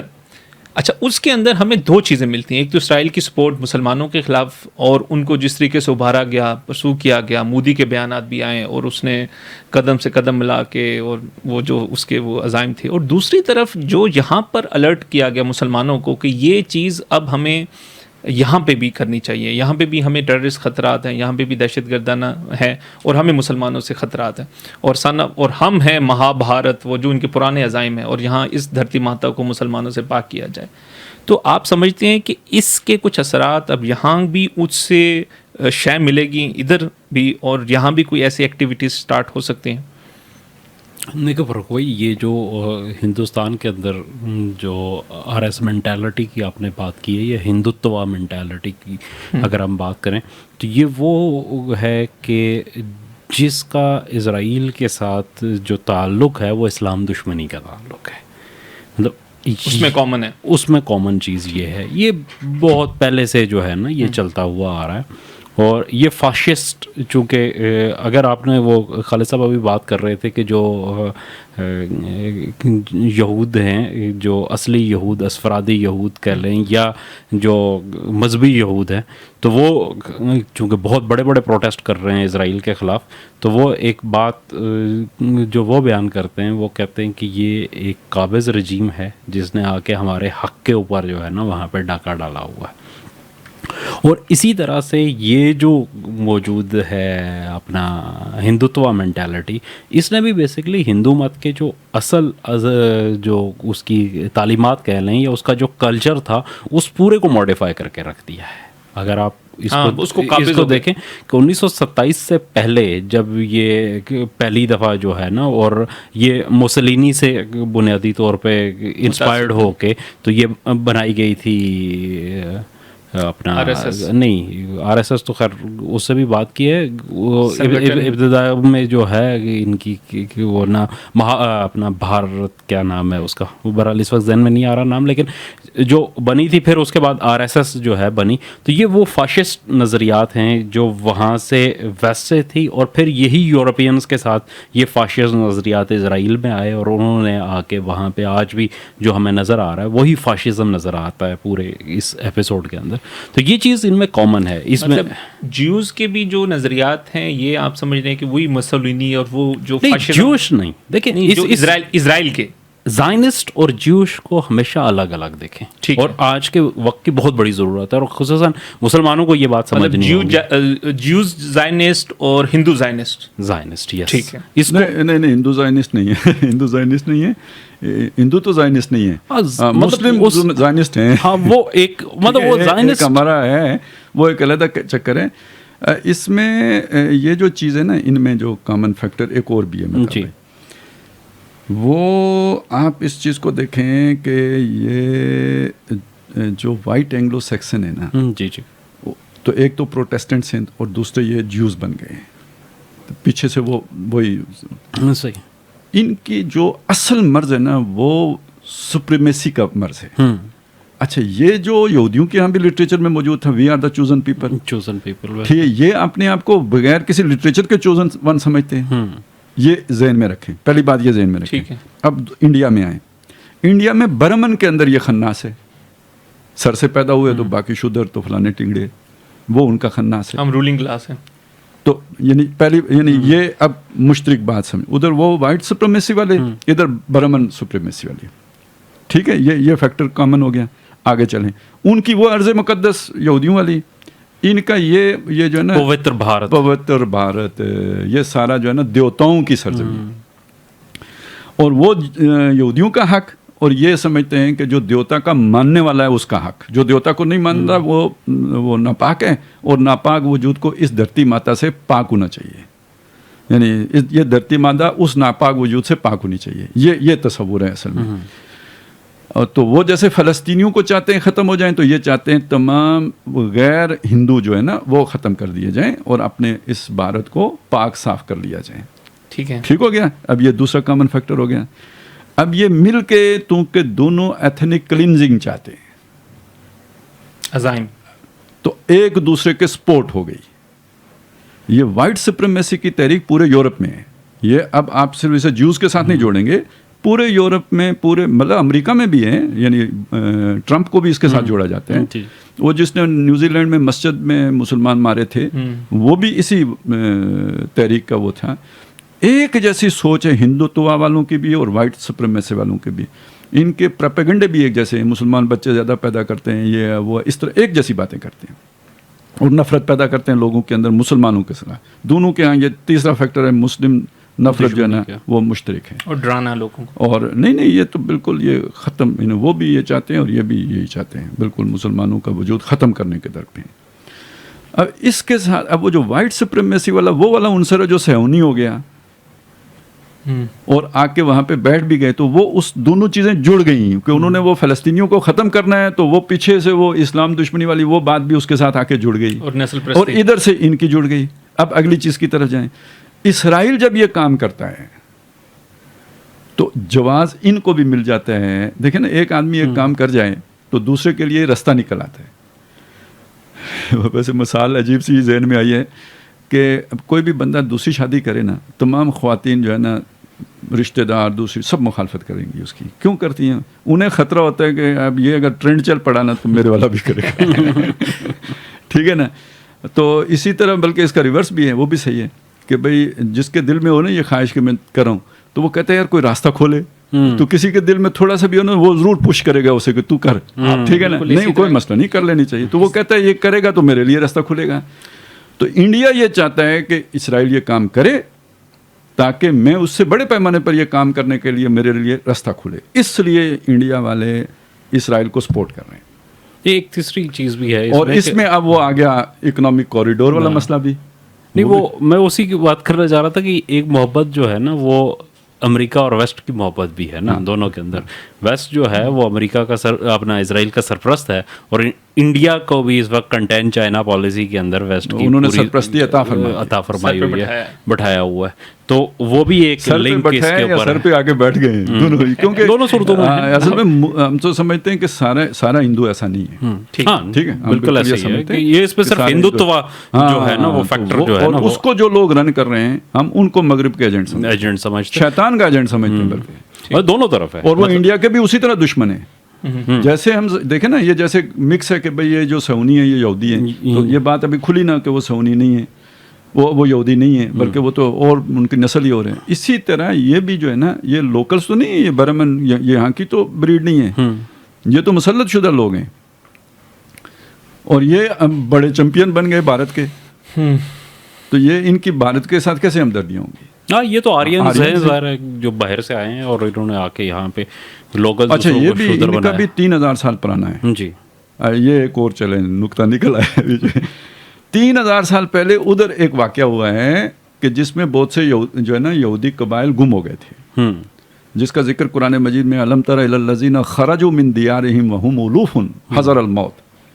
یہ اس علاقے پر یہی جو لوکلز تھے انہوں نے قبضہ کر لیا اور یہودیوں کو نکال باہر کر دیا, سب نکال دیے. اس موقع پہ ان کے بعض قبائل گم ہو گئے تھے, وہ واپس نہیں ملے. یہ ابھی بھی ڈی این اے لیتے پھرتے ہیں. کوئی کہتا ہے جی پٹھان ان میں سے, کوئی کیا کہتے ہیں. ایک خیال یہ بھی ہے کہ یہ برہمن اصل میں ابراہیم ہی کی بگڑی ہوئی شکل ہے, اور یہ وہ ہیں, اور کافی کامن چیزیں بھی پائی جاتی ہیں. اچھا, اس کے علاوہ وہ گائے والی بات, گائے کی پوجا, اور بس یہ موت شریف ان کے یہاں اضافی ہے, باقی پیلا رنگ بھی ہے. آگ کے پرستیج پہ مردے کو جلانا, یہ اچھوت والا تصور بھی ہے.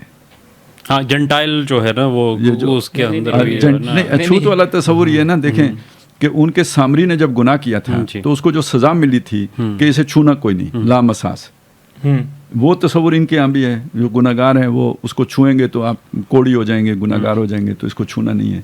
تو وہ یعنی اس طرح کی چیزیں کافی ان میں کامن ہیں, سود خوری وغیرہ. اچھا, وہ موسیٰ علیہ السلام نے سامری کا بچڑا آگ لگا کر اس کی راکھ کو دریا میں بہا دیا تھا. یہ اپنے ہر مردے کے ساتھ اس بچڑے والا سلوک کرتے ہیں.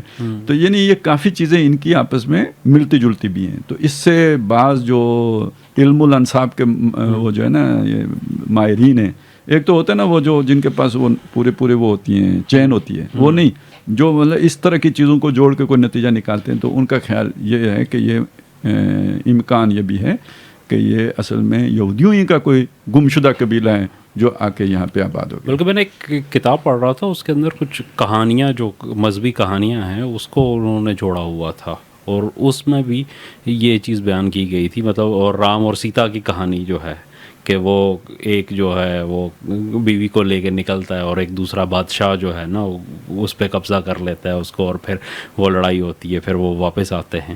تو اس کو اس نے کیا کہ حضرت ابراہیم علیہ السلام کا جو واقعہ تھا اس کے اندر بھی بالکل اس کی تفصیلات میں اگر نہ جائیں تو اوور آل جو اس کا وہ ہے وہ ایک تصور جو ہے نا وہ یہی موجود ہے. اسی طرح مطلب بڑے بڑے کئی ایک مندر ہے جن کے اندر جو مورتیاں ہیں ان سے منسوب جو کہانیاں ہیں وہ بنی اسرائیل کی جو کہانیاں ہیں ان کا بالکل چربا محسوس ہوتی ہیں اگر ان کو جنرلی اس میں. ویسے وہ ایک عالم دین تھے, ابھی میرے ذہن میں میرا خیال ہے ان کی ایک کتاب تھی اب بھی نہ جاگے تو, وہ اب نام ذہن میں نہیں آ رہا. تو ان کا بھی خیال یہ تھا کہ یہ جو ہے نا اپنے یہ ان کے وید ہیں نا, یہ صحف ابراہیمی کی مطلب وہ بگڑی ہوئی شکلیں ہیں.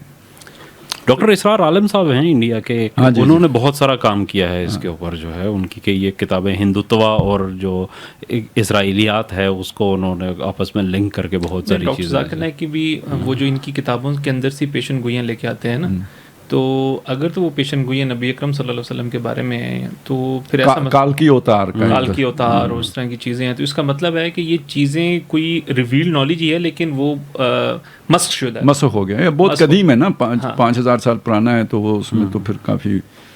تو خالد صاحب آپ اس سارے سینیریو کو, انڈیا پاکستان کے سینیریو کو اس مشرق وسطیٰ کے حالات کے تناظر میں, کیونکہ آپ پہلے بھی اس کا تھوڑا سا ایک نقشہ تو آپ کے ذہن میں تھا کہ اس حوالے سے یہاں بھی کوئی ایکٹیویٹی پلان کی جا سکتی ہے. اب وہ کوئی پاکستان سے ہو یا تھرڈ فورس ہو, لیکن آپ سمجھتے ہیں کہ اس طرح کا کوئی چنگاری یہاں پہ بھی کسی وقت بھی چل سکتے ہیں؟ یار مجھے تو 100% یقین ہے کہ اگر وہاں پہ بٹی دیکھتی ہے نا تو یہاں لازمی دیکھے گی. یہ یعنی اگر فرض کریں جو کسی کا منصوبہ نہ بھی ہو, ایکسیڈنٹلی بھی ہوگا, کیونکہ وہ مطلب یہ بے صبری قوم ہے, ان سے یہ صبر نہیں ہوگا کہ ان کو یہ موقع ملے اور وہ فلسطین کے اوپر جناب اسرائیل قبضہ کر لے اور انڈیا کہے کہ میں کشمیر کو چھوڑ دوں. دیکھیں یہ بھی ایک وہ ہے نا کہ ادھر فلسطین کا مسئلہ, ادھر کشمیر کا مسئلہ ایک ہی وقت میں پیدا ایک ہی وقت. اچھا, ایک ہی جیسا رویہ اقوام متحدہ نے دونوں مسئلوں کے ساتھ رکھا. تو میں سہون کی جب مجھے بات آتی ہے تو ربوہ مجھے خامخواہ یاد آ جاتا ہے. نہیں, ربوہ والوں نے جا کے اظہار یکجہتی بھی کیا ہے بھائی, اس کی تصویر آپ نے. اب میں نے اس لیے کہا تھا مسلم زائنسٹ والی بات کی تھی تو اصل میں مسلم تو ہم انہیں نہیں مانتے, لیکن وہ چونکہ وہ ایک وہ کرسچن زائنسٹ اور اس کے ساتھ جوڑ کے تو وہ بات میں نے کر دی. تو سمجھانا یہی مقصود ہے, ان کا بھی ایک ایجنڈا ہے اور عجمی اسرائیل کا ایجنڈا جو ہے, اور یہ اگر آپ اسے معیشت کے ساتھ جوڑیں تو وہی سی پیک کے شروع میں اور سی پیک کے آخر, نیل کے ساحل سے لے کے تابا خا کے کاشغر. ٹھیک ہے, آپ نے ذکر کیا تھا ان کا ہیڈ آفس کا. ہاں جی, حیفا میں بہت پرانا مرکز ہے ان کا, 1926 میں بنا تھا اور آج تک وہاں پہ ہے. بہت بڑے بڑے پروگرامات ہوتے ہیں اور ان کے. اچھا, اس میں یہ بھی ایک چیز ہے کہ جو ان کا چارٹر ہے وہ کانسٹیٹیوشن کا, جس میں انہوں نے دیا ہوا ہے کہ عرب جو اسرائیلی ہیں وہ نہیں ہو سکتے, کیا کہتے ہیں اس میں, فوج کے اندر, فوج کی لازمی جو تربیت ہے اس کا حصہ وہ نہیں ہو سکتے. اس میں دروز اور کرسچن اور یہ جوش ان کو مینشن کیا گیا ہے, اینڈ ادرس جو ہے نا. اور وہ جو میں بات وہ یعنی یہ آپ سمجھ گئے نا جو بات ہو رہی ہے نا کہ یعنی وہ جو جیوز مسلط ہیں وہ عرب جیوز کو فوجی ٹریننگ دینے کے حق میں نہیں ہیں. وہاں عرب کی بات, یہی بات آپ بتا رہے تھے. اچھا, ادھر اگر آپ آئیں نا تو وہ اسرائیل کا وہاں پہ یہ ناجائز بچہ کس نے جنا؟ سلطنت برطانیہ نے. تو یہ جھوٹی نبوت کا یہ والا ڈول کس نے ڈالا؟ اس کے پیچھے کون سی اسٹیبلشمنٹ تھی؟ سلطنت برطانیہ تھی. اور اس کے لیے جو وہ ربوہ والا جو تصور ہے, دیکھیں وہ سہون والا تصور چٹان, ربوہ والا تصور ٹیلا, اور اس ٹیلے کی جو ڈیفینیشن جناب وہ قذاب نے کی ہے وہ کیا جی, کشمیر. ادھر فلسطین لٹکا ہوا, ادھر کشمیر لٹکا ہوا. تو یہ کنیکشن اس کا ذہن میں رکھیں. ایک تو یہ والی بات میں نے وہ ہندوتوا والی اور وہ سپرمیسی والی وہ بات بھی بتا دی, یہ والی ساتھ جوڑیں. اب وہ حدیث لے کے آئیں کہ دو جو ہے نا گروہوں کے لیے نجات ہے, ایک جو عیسیٰ ابن مریم کے ساتھ شامل ہو کے جنگ کریں گے اور دوسرے جو غزوہ ہند لڑیں گے. اب ہمارے والوں نے تو غزوہ ہند کو بھی مذاق بنا دیا ہے. ٹھیک ہے, یہ اب یہ ہوگا نا, یہ زید حامد نے جو ہے جیسے جہاد بدنام ہوا, ہر شے بدنام ہو گئی, لیکن یہ کہ ایک ہی حدیث میں دونوں باتوں کا ذکر ہے. میں نے پیچھے کتنی مناسبتیں آپ کو جوڑ کے دیں, اب یہ والی مناسبت بھی آپ ساتھ دیکھیں تو اس کا مطلب کیا ہوگا؟ مطلب کہ وہ جو ایک متنازع علاقہ ہے 70 سال سے, وہ آ کے اسے آزادی ملے گی عیسیٰ علیہ السلام کے دور میں, کامل آزادی. ہو سکتا ہے اس سے پہلے عارضی کچھ ہو, لیکن کامل اس وقت ہوگا. اور یہ کشمیر کا مسئلہ بھی آ کے حل ہوگا غزوہ ہند کے نتیجے, اور یہ دونوں کا ایک ہی وقت میں ذکر ہونا, یعنی یہ سائملٹینیسلی ہوں گے. اس میں اصل میں یہ ساری بات کرنے کا ایک تو مقصد یہ ہے کہ یہ ذہن میں پورا نقشہ آ جائے. دوسرا یہ بھی ہے کہ جو لوگ کسی کو سمجھ آئے تو یہ ٹھنڈے ہو کے نہ بیٹھیں گے جی چلیں پروجیکٹ عمران خان ختم ہو گیا, اب پروجیکٹ نواز شریف لے کے چلیں. یہ آپ کے اوپر کوئی نئی مصیبت مسلط آپ کے سوچے سمجھے بغیر سرپرائز مل سکتا ہے, اس کے لیے تیاری کریں. بالکل, یہ انڈیا بتا کے تو نہیں کرے گا. اس کے عزائم دیکھیں کہ وہ کشمیر پر قبضہ کرنا چاہتے ہیں, اس کے عزائم دیکھیں کہ وہ سی پیک روکنے کے لیے گلگت بلتستان کے اوپر قبضہ, اور امریکہ کی پوری اسے آشیرواد حاصل ہے اس کام کے لیے.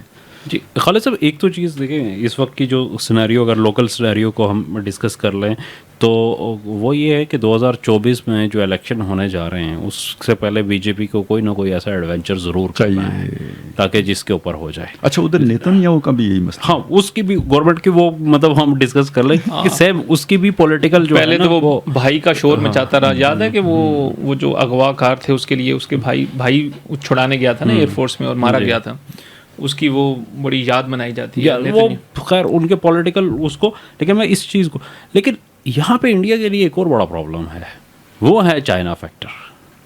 انڈیا دیکھیں مسئلہ یہ ہوا ہے کہ پچھلے 3 سے 4 سال میں کچھ 6000 کلومیٹر جو ہے نا وہ چڑھ گئے اس کے اوپر، چڑھ گئے، یہ وہاں پہ بول نہیں رہے. اب مسئلہ یہ کہ سی پیک کے اندر اگر یہ براہ راست کرتے ہیں، چاہے وہ آزاد کشمیر ہو یا گلگت بلتستان ہو، تو پاکستان کے تو ہے ہی ہے مسئلہ، لیکن وہ چائنا کا مسئلہ بھی ہے نا. تو چائنا سے ان کی جو ہے نا وہ جان جا رہی ہے آج کل. آپ اندازہ یہ کر لیں کہ جیسے وہ گالوان ویلی میں ہوا تھا، ان کا 22 فوجی مار دیے، تو انہوں نے کیا کیا؟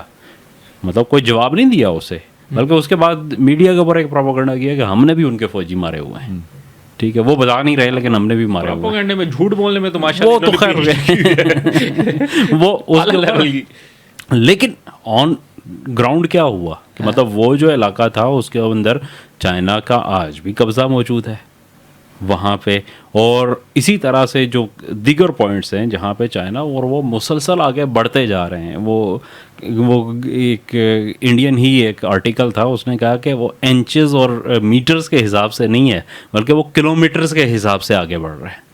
اور نہ صرف آگے بڑھ رہے ہیں بلکہ وہاں پہ انفراسٹرکچر بنا رہے ہیں، اپنی سڑکیں بنا رہے ہیں، وہاں پہ سیٹلمنٹس بنا رہے ہیں، وہاں پہ لوگوں کو لا کے آباد کر رہے ہیں اس علاقے کے اوپر. وہ اروناچل پردیش میں بھی ہو رہا ہے، وہ سکم کے بارڈر کے اوپر بھی ہو رہا ہے. پھر جو پوری جو ہے نا اس خطے کا ایک وہ جو پولیٹیکل سینیریو تھا اس کو انہوں نے بدل دیا. نیپال کو اگر آپ دیکھیں تو جس طریقے سے انڈیا کی وہ ایک ذیلی ریاست تھی اس کو انٹائرلی انہوں نے چینج کر دیا. جو ایمرجنگ پاورز ہوتی ہیں انہیں اسی طرح پری ایمپٹ کرنا ہوتا ہے نا، کہ اگر مستقبل میں انڈیا کو اس طرح کا کرتا ہے تو پہلے سے آپ اس جگہ پہ بیٹھے ہو جہاں سے گردن دبوچ سکیں. تو یہ یعنی وہ اصل میں یہ ایک طرح کی ایگریشن جو ہے نا، یہ ایک پری ایمپٹیو میئر ہے انڈیا کی. کوئی بھی اس طرح کا اگر پاکستان کے خلاف وہ کچھ یعنی خاص طور پہ کشمیر کے مسئلے میں اوپر ہو جائے تو یہ چیزیں تو ہیں کہ مطلب یہاں پہ فی الحال ایسی کوئی مطلب وہ اصل میں مسئلہ ہو رہے ہیں. یہ چیزیں ان میں رکھیں. یہ ساری باتیں معقول ہیں، یہ ساری باتیں ان لوگوں کے لیے ہیں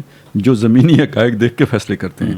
یہ جو مذہبی جنونی ہوتے ہیں نا، ان کو ان باتوں سے کوئی غرض نہیں ہوتی. اور جس طرح کا ہندوتوا کا نشہ چڑھا ہوا ہے انڈینز کو، اور جس طرح وہ پورے ہندوستان کے اوپر قابض ہو چکے ہوئے ہیں، مطلب کسی جیسے کہتے ہیں نا سمجھدار آدمی کی بات سننے کے لیے کوئی نہیں تیار. اور ہمیں تو اللہ کا شکر ادا کرنا چاہیے، ایک مصیبت سے جان چھوٹی ہے. ہمیں بھی جنونی ٹکر گئے تھے نا. بالکل. تو وہ ہمارا تھا جو زمین کی سطح پہ پروجیکٹ تھا نا، وہ ابھی اوپر ہی تھا. وہ 100 سال کا پروجیکٹ ہے. یہ میرا خیال ہے کیا 25-26 میں بنی تھی بی جے پی، لیکن جڑیں تو اس سے پرانی ہیں. جیسے آپ وہ بتا رہے تھے وہ کیا شدھی کی تحریک تھی اور پتہ نہیں اس سے پہلے جو ہے یہ جب وہ ہوا ہندو کالج بنارس کی جو بنیاد ان کے اندر یہ انگریز یہ نفرت کا بیج بو کے گئے تھے. اصل میں یہ انگریزوں کا نفرت کا بیج ہندوؤں کے دلوں میں بویا ہوا ہے کہ مسلمانوں نے تمہارے ساتھ بہت زیادتیاں کی ہیں. اس کا ایک ریئیکشن جہاں پیدا ہوا، اور وہ ویسے تو اس کی جڑیں جا کے اورنگزیب کے دور سے ملاتے ہیں. اور پھر یہ چلتا پھر RSS کو بنے 100 سال ہو گئے سمجھیں. تو وہ اس کی جڑ بہت مضبوط ہے.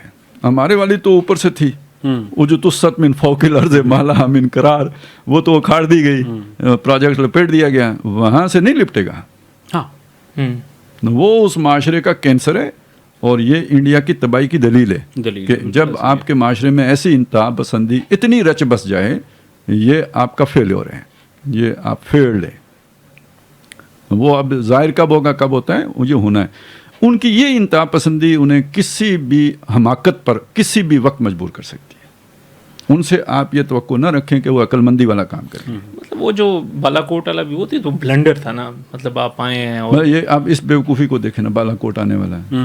دیکھیں کیسے انہوں نے وہ کیسا وہ کیا، وہ جو کیا پلوامہ والا تھا، یعنی ہر قسم کی مطلب جس طرح وہ یہ ٹرولز یہاں ہوتے تھے جو اسی طرح وہ کر لیتے ہیں، آرام سے کر لیتے ہیں. وہ اس کے بعد ٹرولنگ شروع ہوئی اور ایک ماحول بنایا اور اس سے الیکشن جیت لیا اور اگلی بار اس کے بعد سیز فائر ہو گیا. اس کے بعد سے یہ اس ذہنیت سے کچھ بھی آپ توقع رکھ سکتے ہیں. اور مسئلہ یہ ہے کہ ان کی اسٹیبلشمنٹ کے اندر یہ ذہنیت سرایت کر چکی ہے، پوری سوسائٹی کے اندر سرایت کر چکی ہے. صحیح. سر بس آخر میں کچھ عملی سوالات ہیں. پچھلے پوڈ کاسٹ پہ بھی جب وہ سارا ڈسکشن گئی ہے، کچھ لوگوں نے سوال یہ کیا ہے کہ ہم یہ ڈسکس تو کر لیا، اس کا تاریخی پس منظر بھی ڈسکس کر لیا، بطور پاکستانی یا بطور مسلمان ہمارے کرنے کا کام کیا؟ اور اس میں مطلب ایک اپیل فوج کو کی جا رہی ہے کہ آپ جائیں اور جا کے لڑیں، ایک اپیل حکمرانوں کی جا رہی ہے، اس نے تو خیر جھنڈا لڑا کے یار یہ ایک میرا خیال ہے ہم اس پہ مختصر بات کریں گے تو ٹھیک نہیں ہوگی. میرا خیال یہ ہے آپ اگلا پروگرام رکھیں اس کے اوپر، ٹھیک ہے نا. ایک ہم ذرا اس کو ڈیٹیل میں دیکھ لیں، پہلے وجوہات دیکھیں یہ وہ کیوں رہے ہیں، یعنی خالص اس بنیاد پہ دیکھیں، پھر سجیشنز آئیں گی کہ بھائی ہمیں کرنا کیا چاہیے. ٹھیک ہے. تو اس وقت تو ہم یہ کہہ سکتے ہیں کہ جی آپ کر کیا سکتے ہیں. جو ہمارے سامنے چیزیں آ رہی ہیں، مطلب کوئی لوگ کہہ رہے ہیں جی ہمیں جانے دیں فلسطین. بھائی پہلے 23 لاکھ کی زندگی خطرے میں پڑی ہوئی ہے، تو 2 لاکھ اور جانے دیں، 25 لاکھ، یعنی جیسے وہ صوفی محمد صاحب لے کے چلے گئے تھے. تو یعنی یہ تو اس طرح کی حماقت والی بات ہے. ٹھیک ہے، خیر جائیں گے کس راستے سے وہ ایک علیحدہ کہانی ہے، لیکن جانے بھی دیں، راستے سارے کھلے بھی ہوں تو کیا کر لیں گے؟ 10 لاکھ اور چلے جائیں، کیا کر لیں گے جا کے؟ وہاں دو بدو جنگ تو ہو نہیں رہی. نمبر 1. نمبر 2 بات یہ ہے کہ لوگ کہہ رہے ہیں جی کہ عربوں کو جو ہے نا غیرت کا مظاہرہ کرنا چاہیے. غیرت کا مظاہرہ سارے مطلب 67 میں بھی کیا تھا، 73 میں کیا تھا. نتیجہ جو اس وقت نکلا تھا، یعنی ان کی مطلب ان کی کیپیبلٹی دیکھ لیں کہ اس کے مقابلے میں اپنے پاس علاقہ تھا وہ بھی گیا.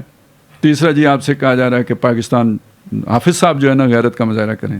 بھائی حافظ صاحب کیا کریں؟ ٹروپس بھیجیں، کس راستے سے بھیجیں گے؟ مطلب افغانستان سے، ایران سے، عراق سے، شام سے، یہ راداری، یہ سارا کیا عمل آپ کیپیبل ہیں؟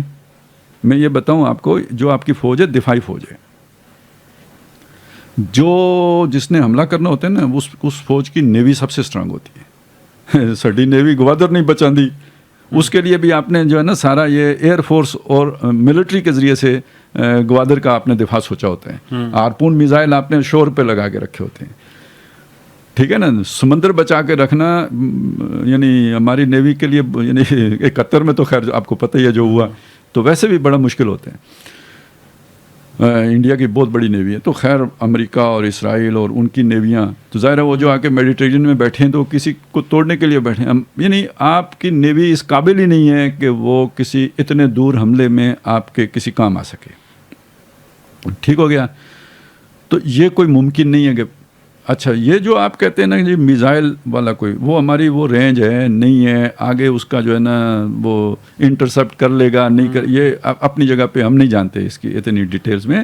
لیکن یہ سمجھ لیں کہ یہ کیا ہوتا ہے جب آپ کسی کے اوپر ایٹمی حملہ کرتے ہیں، اور اسرائیل جیسے ملک کے اوپر کرتے ہیں، یہ ایک قوم کا خودکش حملہ ہے. واپس سے آپ بھی نہیں بچتے، وہ سیکنڈ سٹرائک آتی ہے. ٹھیک ہے نا. یہ یعنی ایک ہوتا ہے میں نے جیکٹ پہنی اور میں جیکٹ پہن کے جا کے کسی جگہ پھٹ گیا تو میں نے 50 آدمی مار دیا، لیکن میں واپس آیا نہیں. تو یہ تو اجتماعی خودکشی کا معاملہ ہے. تو قوم کا فیصلہ ریفرینڈم کرا لیں. یہ تو مطلب جب آپ کی جان پہ بن جائے، جب آپ کی یعنی اسے کہتے ہیں ڈیٹرنس، یعنی جب ہمارے ادھر پھنسا دیا جائے گا، آنکھیں باہر نکل آئیں گی، تو پھر میں جیب سے چاقو نکالوں گا اور پیٹ میں گھونپوں گا. ٹھیک ہے. وہ کہتے ہیں کی بورڈ کے ذریعے تو جہاد ہو سکتا ہے. اچھا نہیں، میں آپ کو یہ سارا بتا رہا ہوں کہ عملاً آپ ان میں سے کچھ بھی کرنے کی پوزیشن میں مسلمان نہیں ہیں. جب ایسا ہوتا ہے نا، یہ جب بے بسی طاری ہوتی ہے، تو یہ بے بسی اصل میں پھر اللہ کی مار ہوتی ہے. ابھی میں نے آپ کو آیتیں بنی اسرائیل کے حوالے سے سنائی تھی کہ تم جب فساد کرو گے تو ہم باسنا علیکم عباد اللہ نا اولی باسن شدید ان فجاسو خلالت دیا. تو ہمارے حکمران ہوں، ہمارے جو بھی وہ جو ہے نا پاور میں لوگ ہیں، اور یہ جو لوگ ہوں، یا جو ہماری اجتماعی مزاج ہے، اللہ ماشاء اللہ بہت تھوڑے لوگ ہیں، اللہ قلیلا منہم، کہ جو ایمان کے تقاضے پورے کر رہے ہوتے ہیں. اکثریت کا معاملہ کیا ہے؟ ہم اپنی انفرادی زندگی میں کون سے خدا کے وفادار ہیں؟ تو جب یہ کیفیت ہوتی ہے تو خدا کی سزا آتی ہے، اور وہ سزا آپ کو بے بس کر دیتی ہے. جیسے کہ ہم اس وقت بے بس ہیں. یہ ذلت، یہ مسکنت، ضربت علیہم الذلۃ والمسکنہ، یہ یہودیوں پر مسلط کی گئی تھی. آج ہم پر اتنی مسلط ہے کہ یہودی ہمیں آنکھیں دکھا رہے ہیں. تو وہ کیفیت آج ہماری بن چکی ہے. تو ہندوستان کے مسلمانوں کو اس طرح پروٹیکٹ، مطلب وہ تو بہت دور کی بات ہے. مطلب آپ نے کشمیر کے لیے کیا کیا آج تک؟ بنگال میں جو کچھ ہوا، ٹھیک ہے نا. اور اس لیے یعنی کرنے کا کام کچھ اور ہے ہمارا. ٹھیک ہے نا. وہ ضرور سوچنا چاہیے، اس کو ذرا تھوڑا تفصیل سے دیکھنا چاہیے. ٹھیک ہے. تو چونکہ یہ بات کی ہے تو میں اتنا بات عرض کر دوں کہ یعنی یہ بات تو سمجھ میں آئی نا کہ خدا سے تعلق ٹھیک کرنے کی ضرورت ہے. ہمارا ایک ملک ہے, آپ نے کسی کو میزائل مارے ہیں, لیکن اس سے پہلے یہ اللہ کے لیے کر رہے ہیں تو اللہ کا نظام تو لائیں. یہاں آپ اللہ کا دین لے کے آئیں. یہاں سودی نظام چلے, وہی یہودیوں کا دیا ہوا ہے. یہاں آپ کا جو ہے نا یعنی ٹھیک ہے آپ نے آئین میں طے کیا ہوا ہے کہ کوئی قانون قرآن و سنت کے خلاف نہیں بنے گا, بہت سلام ہے آپ کو, لیکن یہ کہ یہ بھی غنیمت ہے, لیکن عملاً کیا ہو رہا ہے؟ عملاً تو سارا کچھ خلاف چل رہا ہے. اور آپ کی وہ یعنی اس اعتبار سے ہم کہتے ہیں جی ثاقب نثار ایسا تھا اور بندیال ایسا تھا, تو اس اعتبار سے دیکھیں, اسلامی نقطۂ نظر سے دیکھیں تو جسٹس منیر سے لے کے آج تک سب ویسے ہی ہیں کہ نہیں ہیں؟ تو بندیال اور ثاقب نثار کو تو ہم چلیں پھر گالی دے لیتے ہیں, باقیوں کو تو ہم پھر بھی عزت دیتے ہیں باوجود اس کے کہ انہوں نے دین کے ساتھ یہ معاملہ کیا ہو. یہ ہمارا اجتماعی رنگ ہے. اس رنگ کے ساتھ پھر اللہ کی مدد کدھر سے آئے؟ ٹھیک ہے نا, یہ اب سوچنے کی بات ہے. اور آخری بات پھر یہ ہے کہ بھائی اپنی نبیڑ, یعنی آپ ادھر یعنی آپ چلے جائیں وہاں تو کیا ادھر انڈیا کو یہ خالی ملے تو اس نے کچھ نہیں کرنا. اور جب جو ابھی ہم نے بات کی ہے, آپ اپنی تیاری پکڑو, آپ کے حصے کا کوڑا مودی کی صورت میں تیار ہے, جو اربوں کے لیے تیار ہے اور ہونے جا رہا ہے تو وہ ادھر کے لیے بھی تیار ہے. یہ دوسرا رخ ہے. الٹیمیٹلی ہم سمجھتے ہیں کہ اسلام ادھر بھی مسلمان ادھر بھی مسلمان غالب آئیں گے, لیکن پہلا مرحلہ مسلمانوں کے لیے شدید تباہی کا ہے, وہاں بھی اور یہاں بھی. تو یہ وقت تو توبہ کرنے کا ہے. اب یہ حالات دیکھ کے بھی ہم اپنے پرانے لچھن ہی برقرار رکھیں تو پھر تو یعنی اس پہ میں یہ چاہتا ہوں ذرا تھوڑا آپ اس پہ وقت دیں اور پھر علیحدہ بیٹھیں. نہیں بالکل, بہت تفصیل, کیونکہ یہ عملی پہلو ہیں اور اس کو اگر مختصر بیان کیا جائے تو اس سے بہت سی مطلب کنفیوژنز پیدا ہوتی ہیں. عملی چیزیں ہیں, لوگ پوچھتے ہیں, بہرحال وہ چیزیں ایڈریس تو ہم کرتے ہیں اور ہماری اکثر نہیں, اور بھی بہت سی باتیں میں نے روکی ہیں. مثلاً یہ کہ جو لوگ اس طرح کی باتیں کرتے ہیں وہ کیا حیثیت رکھتے ہیں امت میں, ان کا کیا مقام ہے, وہ کیا چیزیں ہیں, عملاً ان پر مصیبت آئے تو وہ کیا کریں گے. یہ تھوڑا تجزیہ کرنے کی ضرورت ہے نا. تو یہ ہم ذرا مطلب دوسروں کو بزدلی کے تانے دینے والے, خود کتنے دلیر ہیں والے اور دوسروں کو اس طریقے سے کرنے والے, اور یہ اس سیزن میں ایکٹیویٹ ہو جاتے ہیں. کبھی بھی کوئی اس طرح کا سچویشن ہوتا ہے وہ کہیں منظر پہ نہیں آتے اور ایکٹیویٹ ہو کے, اور ایسا محسوس ہوتا ہے کہ وہ جو ایک کنسٹرکٹیو چیز کی بھی جاری ہوتی ہے نا, اس کو بھی کہتے ہیں کہ بس اس سے کچھ نہیں ہوگا, صرف اس سے کچھ نہیں ہوگا. اصل میں وہ ان کا مطالبہ اللہ اور موسیٰ سے ہوتا ہے کہ تم جا کے لڑو, ہم یہاں بیٹھے ہیں, اور جب تم جیت جاؤ گے تو انا داخلون, پھر ہم بھی نعرے لگاتے ہوئے آئیں گے. یہ ساری وہ پارٹی ہے, ہاں, ان میں سے کوئی کام کرنے والا نہیں ہے.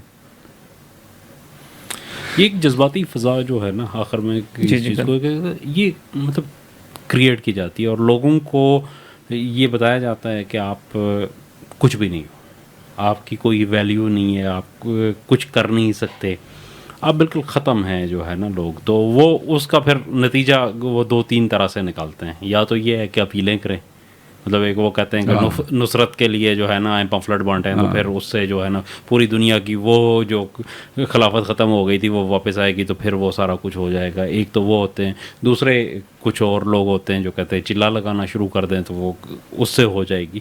لیکن یہ ظاہر ہے مطلب جو قوموں کے عروج و زوال, جیسے خالد صاحب نے کہا ہے کہ اس کو ڈسکس کیا جائے تو وہ بہتر میرے خیال میں خالد صاحب کہہ سکتے ہیں کہ یہ ملٹی ڈائمینشنل چیز ہے. اس کی بہت ساری چیزیں دیکھنے کی, اس میں بہت ساری چیزیں ہیں. آپ کو ٹیکنالوجی کے اوپر بھی جو ہے نا آپ کو دسترس اپنی بنانی ہے, آپ کو جو کیا کہتے ہیں ملٹری جو ٹیکنالوجی ہے اس کے اوپر بھی اپنی دسترس بنانی ہے, آپ کو اپنے سوشل ایشوز کو ایڈریس کرنا ہے. ایک اور چیز دیکھنی ہے کہ یہ جو ہماری دیکھیں بطور امت ہم باٹم ٹچ کر کے اپورڈ موومنٹ میں ہیں.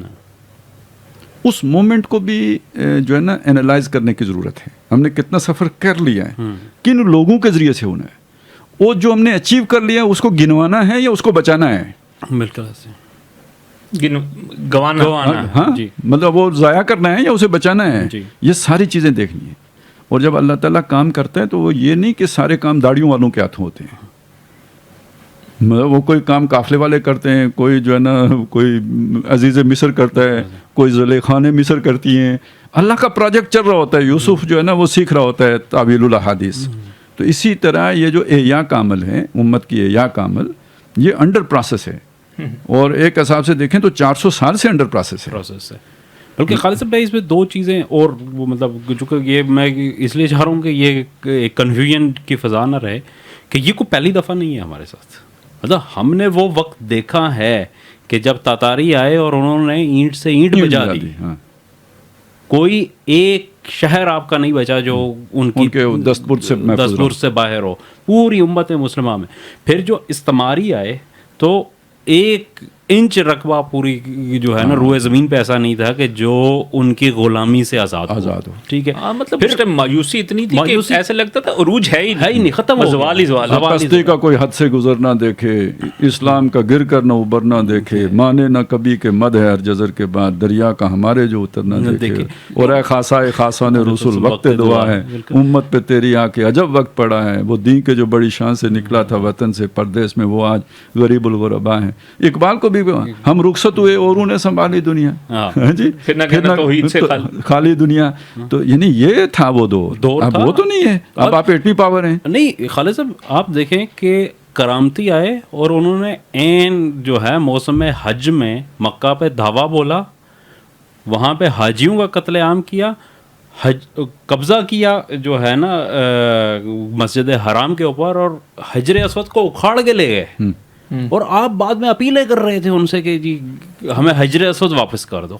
تو یہ بھی ہم نے دور دیکھا ہے یہ اس کے اوپر. تو ٹھیک ہے، آج مطلب جو ہو رہا ہے غزہ کے لیے اس کے اوپر دل ظاہر ہے خون کے آنسور ہوتا ہے، اس میں کوئی دو رائے نہیں ہے. لیکن جو لوگ یہ باور کروانے کی کوشش کر رہے ہیں نا کہ یہ جناب آخری حد ہو گئی ہے، یہاں سے تو آپ واپسی کی کوئی جو ہے نا وہ ہے ہی نہیں، انہیں پتہ ہونا چاہیے کہ ایسا نہیں ہے. بلکہ اس سے پہلے جو ہے نا کئی دفعہ تو ہم نے بہت ساری دفعہ جو ہے نا وہ دوبارہ ابھرے ہیں، اور اس کے انشاءاللہ راستے جو ہے نا نکلیں گے. دیکھیں وہ بات وہی چل پڑی. میں بتاؤں کہ ہمارے پڑوس کا بھی ریسنٹ واقعہ ہے، امریکہ کا یلغار آئی، ٹھیک ہے. تو اب جذباتی بات کیا ہو سکتی تھی؟ سب مر جاؤ، اقتدار نہیں چھوڑو. تو ملا عمر نے یہ فیصلہ تو نہیں کیا، انہوں نے کابل چھوڑا، پہاڑوں پہ چلے گئے، جان بچائی. تو جان بچائی تو 20 سالوں کے بعد جا کے امریکہ کو نکالا نا. ہاں، لڑائی جذباتی باتیں نہیں ہوتی، مطلب جذبہ درکار ہوتا ہے لڑنے کے لیے، اسٹریٹجی جذبات سے نہیں بنتی. اور اس عرصے میں 1.5 ملین جو ہے افغانی مارے گئے، شہید ہوئے. اچھا، بلکہ وہ خون 100,000 انجم سے جو سیر ہوتی ہے، لیکن اس کے پیچھے ایک پلان ہوتا ہے، اس کے بغیر نہیں ہوتی. اچھا، اس دور میں مطلب مجھے صحیح میں پتہ نہیں اس کو کوٹ کر سکوں، جب کچھ لوگوں نے انیشیٹ کیا تھا پاکستان سے، تو مولا عمر نے کہا تھا کہ ہم خود اپنی جان بچا لیں. جب وہ خاص طور پہ واپس جا رہے تھے، ہم ریٹریٹ یار انہوں نے ان کو بھی صوفی محمد لوگوں کو بھی کہا تھا اپنا ہے، ہم اپنے کو سنبھالیں کہ تمہیں سنبھالیں. لیکن ہمارا جوش جیسے ابھی کہتے ہیں ادھر چلیں، غزہ چلیں، آپ کدھر بیٹھے ہیں. اور اس مرحلے میں بہت سے لوگ مطلب ضائع ہوئے ہیں اس معاملے میں. آج صبح بھی ایک بندہ مجھ سے بھی کہہ رہا تھا کہ آپ گئے نہیں ہیں.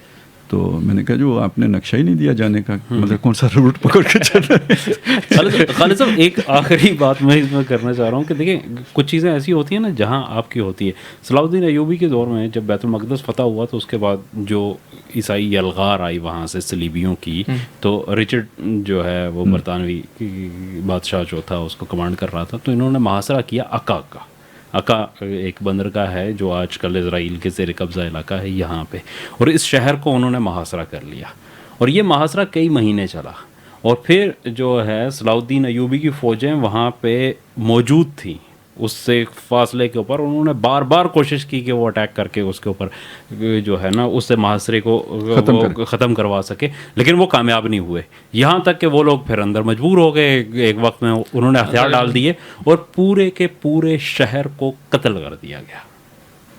وہاں پہ کسی زیرو کو زندہ نہیں چھوڑا صلیبیوں نے وہاں پہ، اور یہ ان فوجوں کے سامنے ہوا.